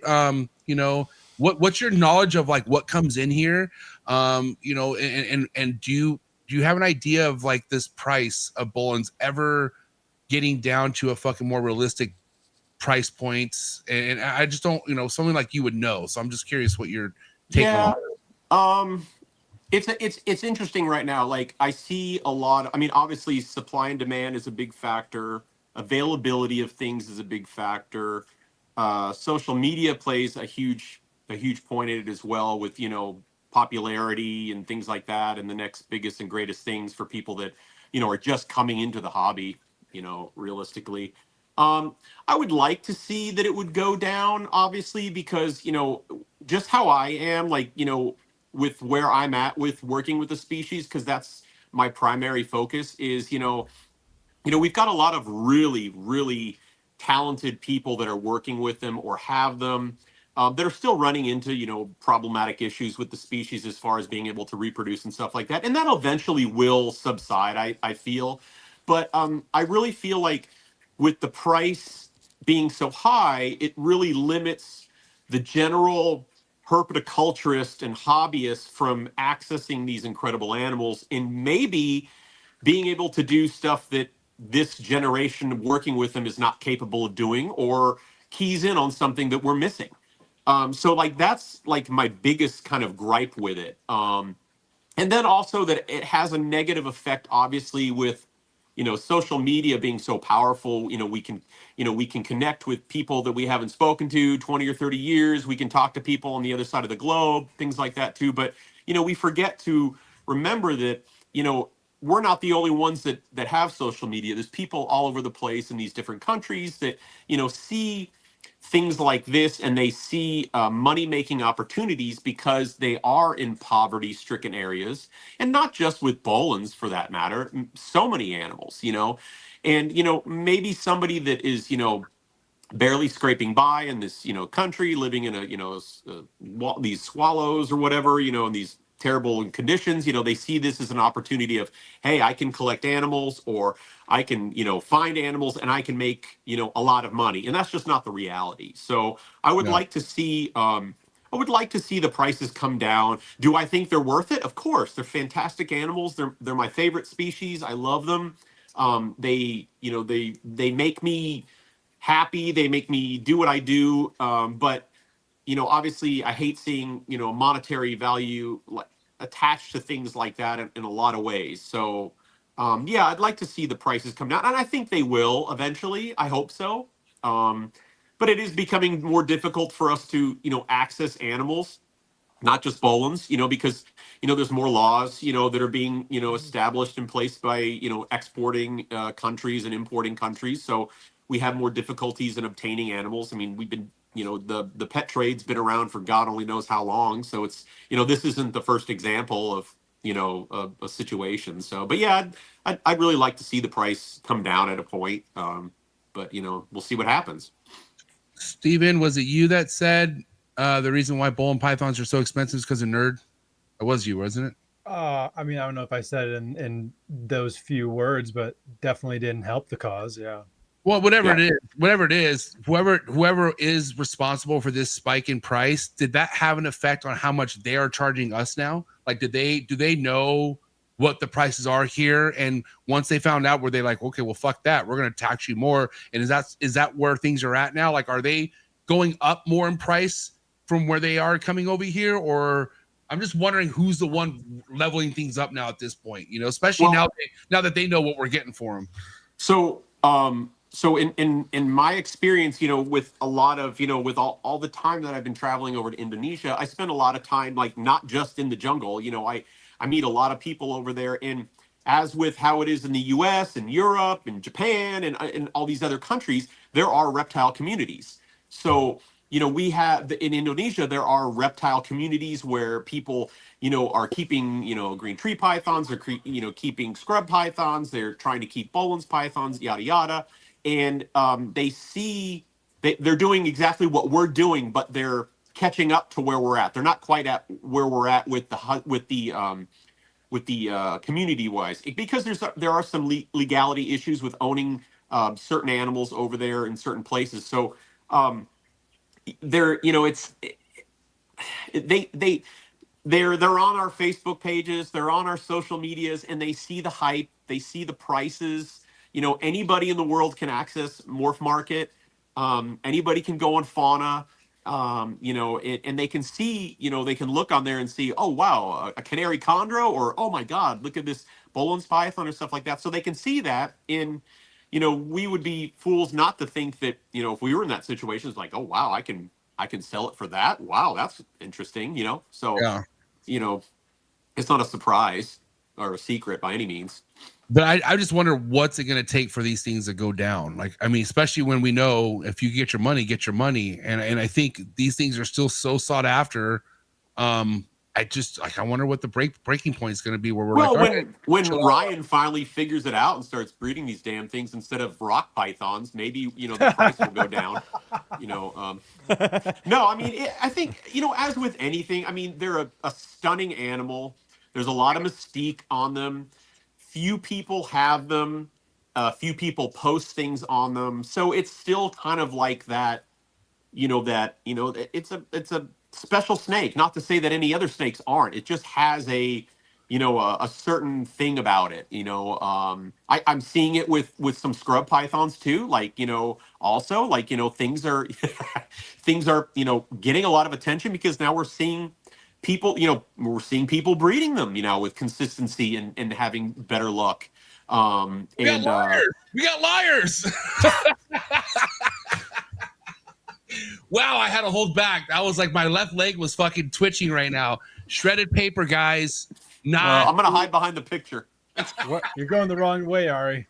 No. Here's a backstory. This is Ryan's friend. What about the birdhouses? Patrick Holmes says I love birdhouses. Patrick Holmes says they're made out of popsicle sticks. If I ever I've do never it, had- I'm recreating that picture.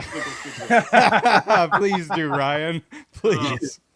Listen, no offense, people in the comments on this post, but what the fuck says United States captive born and bred at all in this photo? Am I the only one that just stared at this photo and said, what the fuck? Like the shredded paper? Are you fucking serious? I don't know. Do you find amount of disrespect towards this at all, Ari? Like, I don't know what your connection is with this guy at all. I have no clue, but that was wild. You don't see that a lot. You don't see people lying about producing almost anything but Bolins, bro. Like there's not enough nerds out there to figure this out right away. I remember obviously I saw the photo and I knew based off of the photo that's, it's just not, it's like birdhouses, the shredded paper, and then the take-home plastic container, the take-home food plastic container with the water dish. It's kind of like, it's all right. But the sad thing is, it's like nobody, I mean, these new keepers that are coming up and stuff, they're so impressionable on stuff. They are. And it's like, why like lead them astray? What's the point? It's, popsicle sticks.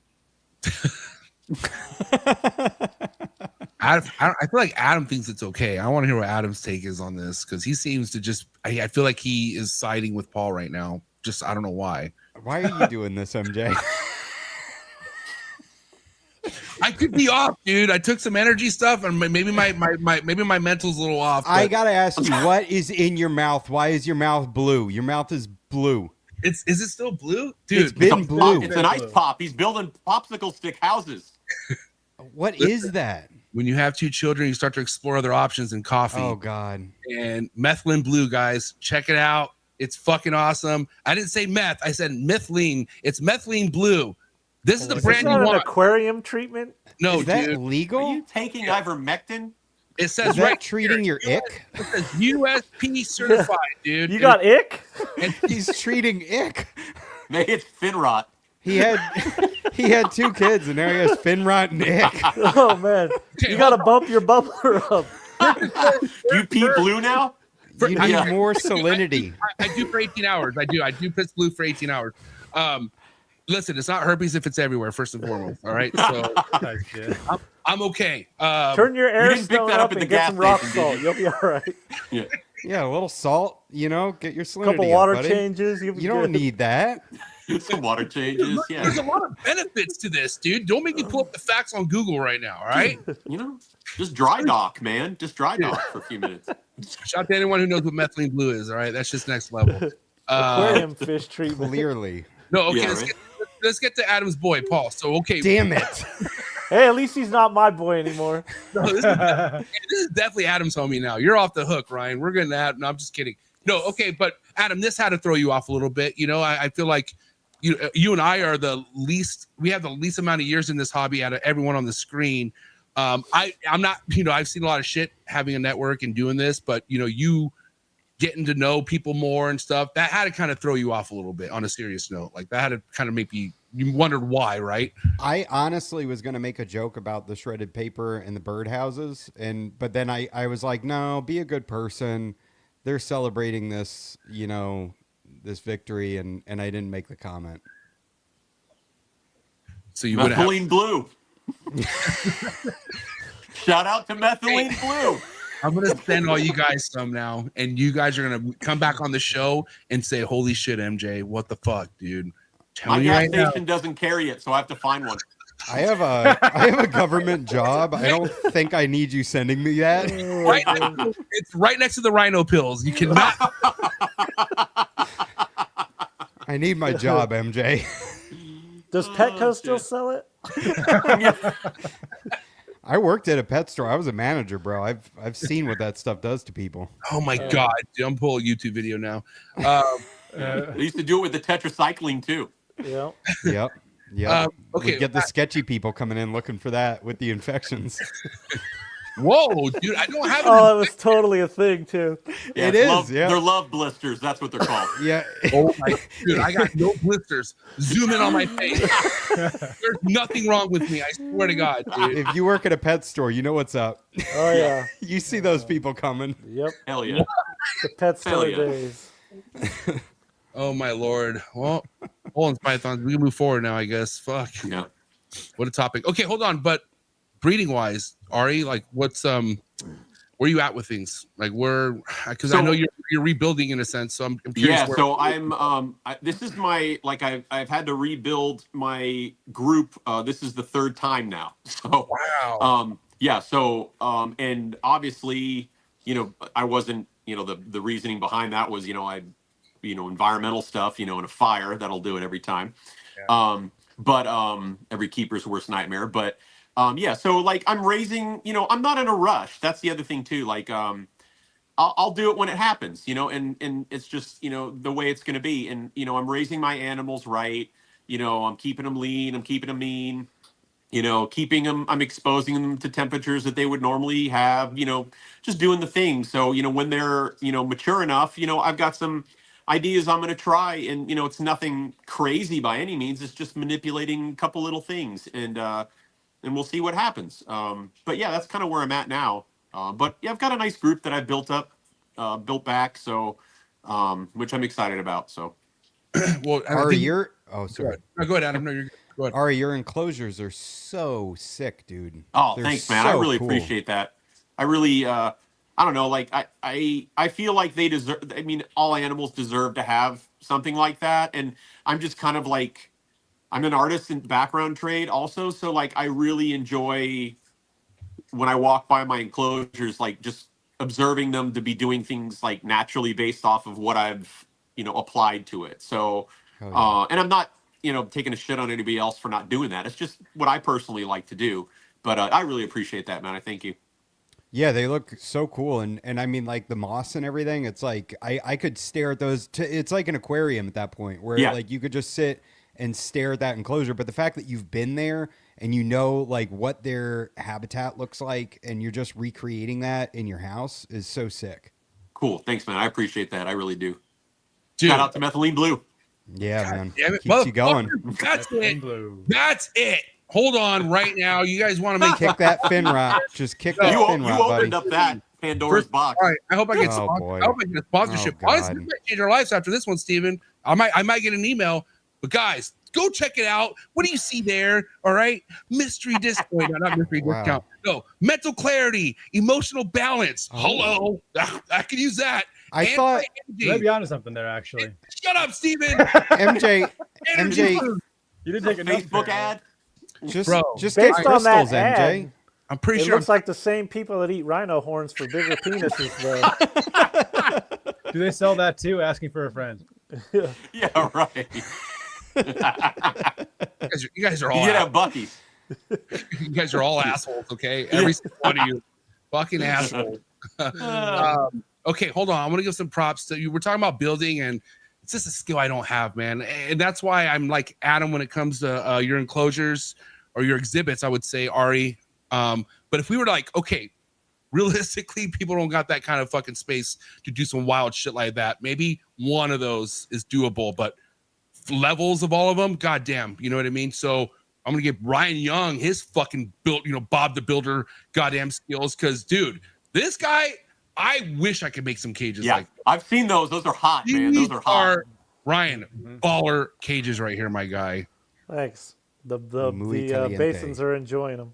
The goat line. Wow, and then he flexed with saying there's basins in there. Wow, Yeah. dude. It has such like a Habitat Systems vibe to me. I love it. Yeah. Yeah. No, that people say that, but they're quite a bit different from those.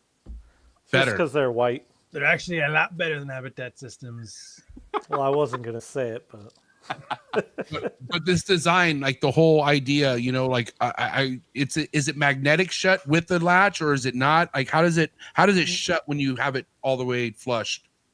there's a stopper welded into the back, so you have to push it up against that and then turn the turnbuckle Nice. to stop it. Wow, man. Turnbuckle. Such a cool dude. Turnbuckle. I think that's what it's I don't know, called, the turnbuckle. little window sash shutter or whatever. So And I noticed there's just that one vent in the back of the wall there. Or do you have multiple? Oh no, the screen. There's a top. The top. yeah, the top is there's a 10-inch by 12-inch hole in the top. Or no, it's 14 by 10. Yeah. So okay, you would not recommend cages like this if you have terrible humidity in your ambient section of your room, right? Because right. And it's because your humidity is so great in your room, you're able to use screen tops, right? Yeah. Yeah. Yep. Yeah, I could keep stuff in exo tanks and they do fine. Because I've gone on lectures with people who, I sell them a snake, I tell them what I recommend, and they're like, well, I have this Exoterra, and I try to tell them the screen tops just fucking is not ideal, only because more likely your husbandry's your humidity in that room is probably not what it should be, where you're going to be fucked if you have that screen top. But yeah, I love that design. I love the way you designed all those, Ryan. How long did making all those take you? I don't know, probably maybe 10 hours. And did you even graduate high school? I can't remember. Did you? Yes, God, that I sounded graduated. Past mean. the fifth grade, No, Ryan. I can't remember. He's a different individual, dude. I can't remember. No, I Were you on the graduated short high bus, school. Ryan? Dude, he I built did. his mom a house. Okay, the guy's different. I don't know. I forgot. Sorry. No, but I did. I learned a lot. The funny thing is, building cages. I started the first cages I ever built. I built out of melamine, and then I built glass cages, and then I've built OSB cages that I fiberglassed, and I mean, I've used every material, PVC. I've used every, pretty much every design, and this is I'm fully plastic welding every cage, individual cage, and So cool. so it's a culmination of 20 years of building cages to get to they're more. Are than you doing 25 years. supplemental heating in there, or is the building itself temperature controlled? The room is heated, and then if the females are ever gravid, then I'll just stick a heat bulb over the Cool. screen. Nice. you do the ceramic bulbs, right? Or is it an actual light bulb? No, it's just a 50-watt ceramic bulb. Okay. And you don't Yeah, even, it'll just- from what I understand, you don't really set a temperature, or you just turn it on, right? For a certain Yeah, amount it's just of time? on for 12 hours, off for 12 hours. And so you had 2 emerald litters this year, or 3? Remind me. I had 2 northern litters. And then you're hoping the basins go the distance, right? Yeah, I bred basins in 2010, but that seems like a lifetime ago. Do you see any difference between the two when it comes to breeding them? Like anything you did different that you can I recall? think basins are easier to breed than northerns. Good to know. Makes me feel happier. Well, I don't know if they're like the males seem more willing to breed than you hear a lot of stories about northern males not being good breeders. Yeah. Why do you think that that comes is? from multiple captive generations? I don't know. I think it's probably I have a big male emerald northern that breeds great, and I have a little one that breeds great. Both of them were wild caught. The only captive bred male I ever had wouldn't breed anything. Weird. Right. Ryan Wollison said something about that as well. About like some males being pain in the ass breeders that he's bred, if I can remember correctly. So yeah, I kind of Yeah, I've wonder. heard it from a lot of northern guys, and that's the basins don't seem to be like that. The basins seem willing breeders. On that topic of basins in northern is like they're quite the gap in price. You know what I mean? And obviously there's a reason why. But do you think that's ever going to be coming neck and neck at a certain point? Like even Ryan, if we start producing some Northerns that aren't a typical textbook looking Northern, if we get like more Miss Willies type shit, like some wild looking stuff, do you think that's ever going to happen where it catches up to the basins, or either the basins come down in price and they come neck and neck? You've got two factors. If South America ever said we're not exporting anymore, then I would bet Northerns would actually exceed basin prices, just based on rarity. But in the long run, if things stay the way they are, I'm assuming basins will come down and Northerns will probably go up a titch. And the thing with emeralds and a lot of the arboreal stuff that's nice is there's levels of them. You can get, there's basins and then there's basins, and same with the Northerns. There's your average Northern, and then like you discussed, there's a hell of a nice Northern, and that's great. So you can have a variety of pricing, based on the appearance of the animal. And so we haven't really unlocked the potential with the Northerns on the how great you can make them. Yeah. We're starting to see it with, like you said, the Willie line stuff, but there's there's going to be other Northerns. And that Willie line stuff's getting pretty diluted. Some of the snakes I see people talking about Willie line, I'm like, like 5 generations ago, one snake. That's kind of the ones that are blowing up still are that European guy. Who's breeding just straight Willie to Willie. Yeah, he's making some phenomenal stuff. He's awesome. Wollaston's made some phenomenal stuff. You've made some great stuff. So it's make emeralds great again. Yeah, dude. Man, the short bust green snakes. So.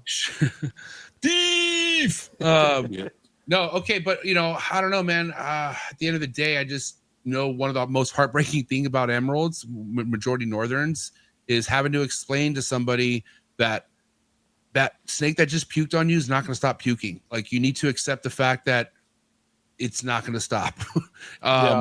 And it sucks because it's kind of like, well, they're trying to explain like the knowledge behind it, and a lot of people are just in denial, and then they just go to the point where, you go. You can be in denial, but it's they're gonna. The denial only lasts as long as the snake does. So it's eventually they have to face the music. Yeah, but kind of going back to your point about like we haven't really broken the fucking the ice with what these Northerners can do. That's so much the truth with so many different species we work with. Like obviously scrubs with Steven, like nowhere near to see what these what these specific species could do in scrubs. But even with Bolins, you would say, right, Ari? Like, do you feel like there are different localities or even different versions of Bolins in the wild? Like they're not all the same. Well, I think that whole the New Guinea Highlands is the whole island is significant, and I'm sure that there are populations that have some varying degree in pattern and things like that. And I've seen certain things. I mean, there's still like a lot of work. I mean, tons of lifetimes worth of work to be able to determine it. But you've got individual animals that look different from others and stuff like that too. So I think there's a lot of potential once once the species is figured out better in captivity as far as the reproductive side. I mean, just within the last 10 to 15 years, we're just able to we've got access to these babies, which are they do phenomenal in captivity. If you think about it, they're actually really easy to take care of as opposed to these adult wild caught animals that used to come in the mid 80s and early 90s. So I think there's a lot of potential still with that species in itself. And you never know. I mean, with when things start being produced more, you can always pop something out weird. I've seen a scaleless one, and that was about the strangest thing. Whoa, a scaleless Bolini? Yeah. Whoa, did it make it? Yeah. It was. I put it in the book. The baby was absolutely incredible. It was like the head was like purple and orange. It was insane. And then the as it matured, it just lost that really bizarre color, and then it just looked like a burn victim, sadly. It's pretty bad. But I mean, it's still interesting. But the baby was insane looking. It was crazy. Wow. Can I ask a question about the price on Bolins? What should the price be? Oh, I don't know if I feel comfortable to be like judging that. I mean, I mean, realistically, they're a really special snake in my opinion, just because they're, it's like my passion. I mean, I think they should be, anywhere from 45 to 5,000 a piece. I think is a reasonable cost for those. But I mean, I'm not, I don't know really, as far as like what the market should be at for them. Yeah.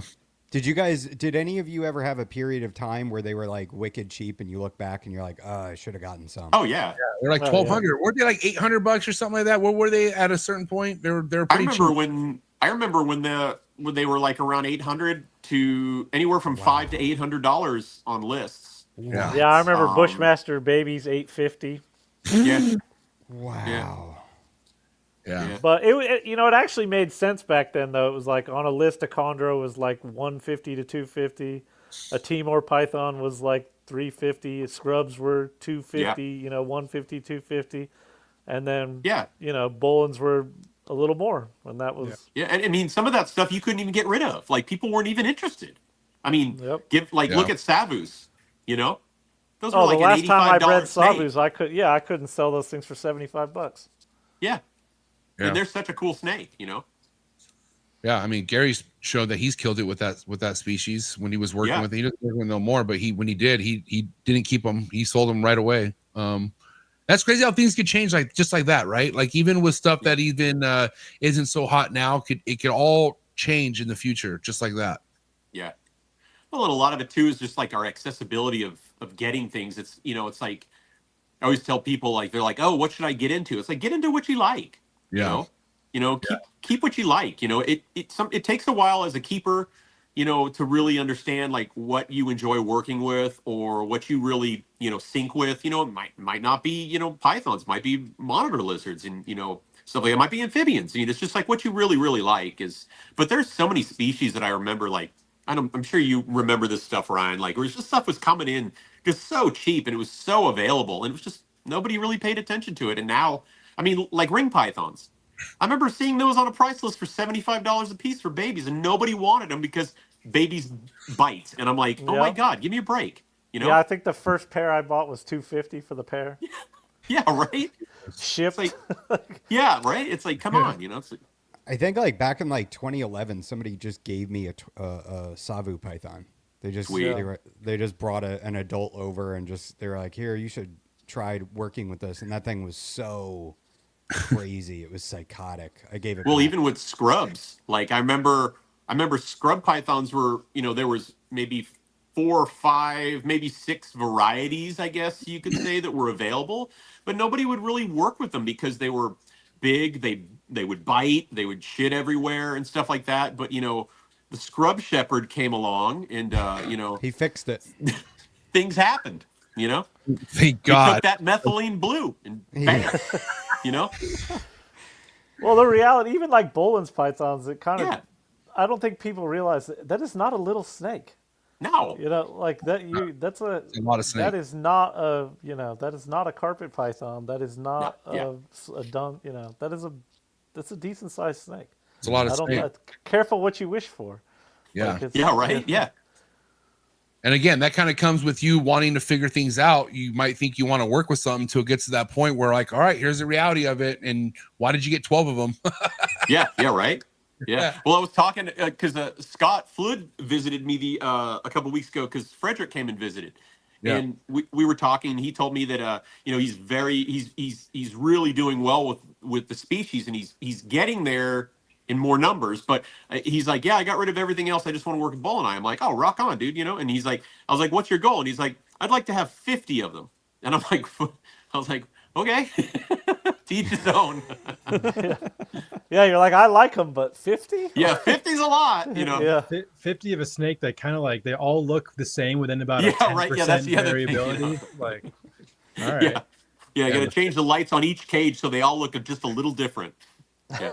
Different color LEDs. Yeah, right. If 50 ballins come on, that's still balling. That'd be pretty sick. Oh yeah. That's hard. That's like so badass. I'm still gonna go through every enclosure and look at them, every single one. Yeah, 50 scrubs is much better than 50 Bolins, though. I'll just say you're right. Relax there, Steven. God damn it. Ryan, I have a hard stop at 6 o'clock my time. Okay, And fucking, if you got a problem with that, talk to my wife. I dare you. I dare you right now. So, Adam, close us off, buddy. What do you got in your head? What do you got in your What do you got in your head? What do you got in your mind, dude? Anything you want to talk about tonight, dude? We got some hitters on the show. And like again, you've had us all on the show, but is there any topic, anything that you want to maybe close off with tonight? I'm gonna give it to you. Dry Marcon. Sure. What about it? I'm really kind of obsessed with them right now. And but the poop is scaring me. Smells, right? There's a lot. Don't they shit a lot? It's constant. It's a snake. How at the bad end is of the it, day. Steven? It's like not bad at all. He's capping. It's a snake. No, bullshit. There's levels to it. Colubrid shit a lot, dude. Okay. Have you ever? I mean, MJ, you have rodents. Yes. No snake comes close to one tub of rodents of grossness. Yeah, but my kid shits. Are we going to compare that as well? Are we talking? We're talking about a Sure. specific Not species. nearly as bad as a kid. But I'm just saying they do shit more than the normal snake. Sure. Yeah. Just But because they. also What about Caribbean boas? Oh, Ooh. Jesus Wait, Christ. what's wrong with those? Wait, Oh, I I almost threw up just listening to that. don't know the story. What's the deal with those guys? They Oh, smell. they just the ooze this Epicurides or egg the white Chalabophrius. fucking Yeah. nasty. Why? No matter what you Oh. feed them, they shit like that. It doesn't matter. Oh, It's yeah. not shit. It's not shit. It's just this. I don't know what it is. It's the gelatinous nasty. I heard Patrick referred to it as they're very oozy. It's perfect. Dude, I was never more disappointed than when I got subflavus and Puerto Rican boas because I wanted to like them so badly, and I just was like, Timor pythons make these guys look. I mean, they make Timors look like they're downright presentable. And it was like, I couldn't do it. I was just like, after 6 months, I was like, you touch them and they just ooze this gelatinous egg white stink that you can't get off. No, you can't get it off. Well, dude, No. scrubs have a certain urate or something spray that they put out as well, dude. for Okay, sure. well, picture that times 100, and that's what you've got. And coming in the form of egg white, and that's what you get. Yeah. Okay. You want to know who's disgusting as well? Not who, but like what species is false water cobras. Dude, those things they would sometimes eat what they shit out. I swear to God, they were fucking weird and disgusting. I'm so colubrids, bro. Have fun, Adam. Okay. Bolins will do some nasty shit, eating some. Yeah. They got. I've gotten musked by one, and it was this horrible smell. Dude. Ari, do you guys have Dry Marcon at Reptile? Yeah, we have the yellowtail cribos, Ooh. and we have what is the other one? I think we have one other one. I don't really work with them as much, but we do have a couple species. Wait, so which They're ones do you cool. like? Which ones do you like, Adam? I mean, there's obviously different species of Drimacon. So what are the ones that are really drawing your attention? I mean, I love Easterns, but I don't want to get the interstate permit because it's just a pain. And I'm in Florida, you know. Yeah, those are sick though. The red ones. Yeah, they're super sick. But I like the Texas and I like yellowtails. Yellowtails, I mean, they look like cobras. They look like king cobras. And they're like They're so you cool. would say like the pinnacle Drimacon or the yellows, like as far as size goes and like everything. Don't the yellows get the biggest? They're the biggest. Yeah. Yeah. Yeah. Very important. And what's Potentially crazy, the largest colubrid, depending on how you want to look at it. and I think the yellows are being worked enough to where I'm seeing some crazy fucking looking yellow cribos, like some high end looking ones that I've never really seen. Emilio has some crazy looking yellowtails. Dude. And because of him, he's the reason why I'm started paying attention. And I'm like, dude, these things look nuts. But again, like a species like that, like, is that going to be sustainable in the hobby? And do you think it could grow? Do you think it could take off where even new keepers would want to work with that? Maybe not a brand new keeper, but somebody who has had like some corns or kings or pits or something like that could be an easy step up from there. Could be You know what's really interesting is like all the new popularity with the Pituophis that's going on. Yeah. That's really interesting. They are the best pet snake. They're great. You can't tell me otherwise. They're the best pet Yeah. snake, Pituophis. That's the one with the big eyes, right? Those are the Spilotes. Spilotes. Pituophis are like bull snakes, pine snakes, gopher snakes. Yeah. They're the best pet snakes, no doubt. Yeah. They only cost you $10,000 in rodents to raise. We used to call them rodent grinders at the zoo. Oh man, those things can eat. Oh yeah.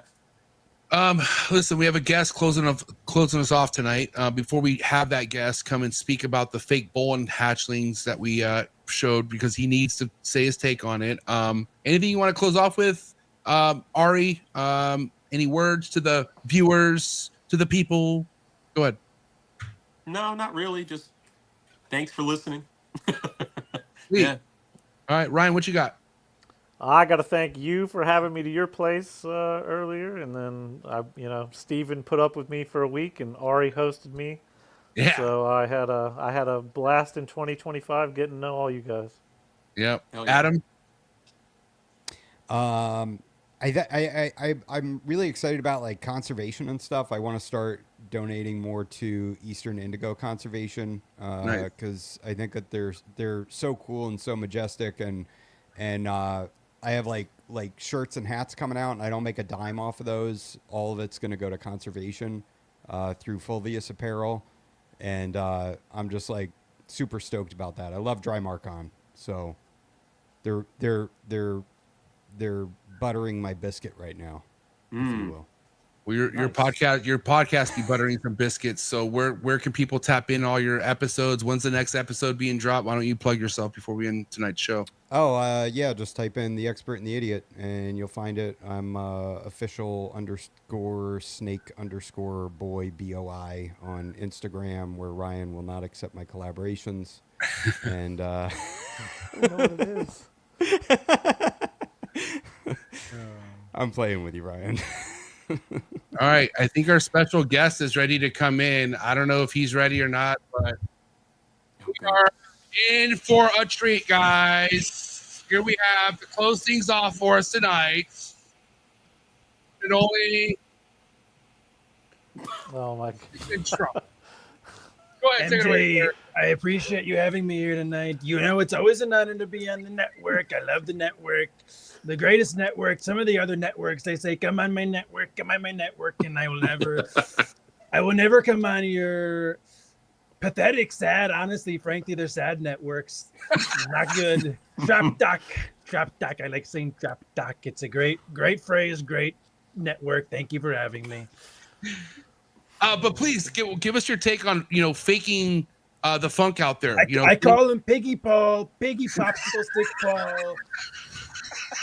What a sad person. Frankly, what a pathetic guy. I mean, look at this. You're pretending to breed Bolin's pythons. Anybody, frankly, anybody with a first grade education can look at that picture and say, wow, the person who liked that photo in your screenshot, frankly, is quite stupid to have fallen for that terrible trick that Paul tried to play. Piggy Paul, I call him. You know, frankly, under my administration and under the Department of War, someone like that goes straight to El Salvador. And actually, Paul, look outside your window. We're here for you. ICE is coming for you.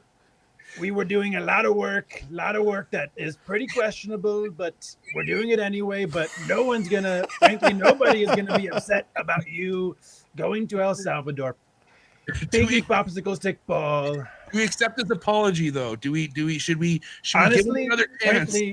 frankly, and I'm gonna say this. I respect what he did here, where he made a big blunder and then he changed the subject. I do that all the time, actually. When I was running for my second term after they stole the election in 2020, I said, we're going to release the Epstein files. We're going to release them. And then someone told me, Donald, you're in the Epstein files. And I said, it's a Democratic hoax. It never happened. Frankly, we got to stop talking about it right now. What a sad person you'd have to be to think that there's an Epstein files. And that's what Paul did. He said, think about the people in Papua who can't even afford to feed their families, and you're making $10,000 off the Bolins. And I said, honestly, you're going to El Salvador, but well played. They call it the weave. You start here, you weave over here. No one knows what happened, and then we don't release the Epstein files, and we redact my name, and everything is fine. But we're not redacting your name, Piggy Paul. You're going to El Salvador. Okay, Mr. President, please, before we go, why should people subscribe and like? Please tell us your take on that. You know, there's a lot of reasons why you should subscribe to Trap Talk. Kush's Corner every Wednesday is a phenomenal podcast. Some say it's the best podcast. I don't know. Some say it. I've heard it through the grapevine. Some say it's a wonderful podcast, but the whole network is wonderful. All great people, all American people, frankly. Actually, that's not even true, but even the non-Americans, we accept them as Americans as well. Subscribe to Trap Talk. Subscribe on Spotify, on YouTube, on Google, on Apple. All good friends of the administration, those companies, great platforms. They came to the White House. They gave me gifts. They told me I was handsome. And I said, you're good. We like you. Here's some money to do AI. Great people. And they're going to take over. But frankly, they like me and I like them. So subscribe to Trap Talk. Thank you, ladies and gentlemen. Thank you, American people. What a great show.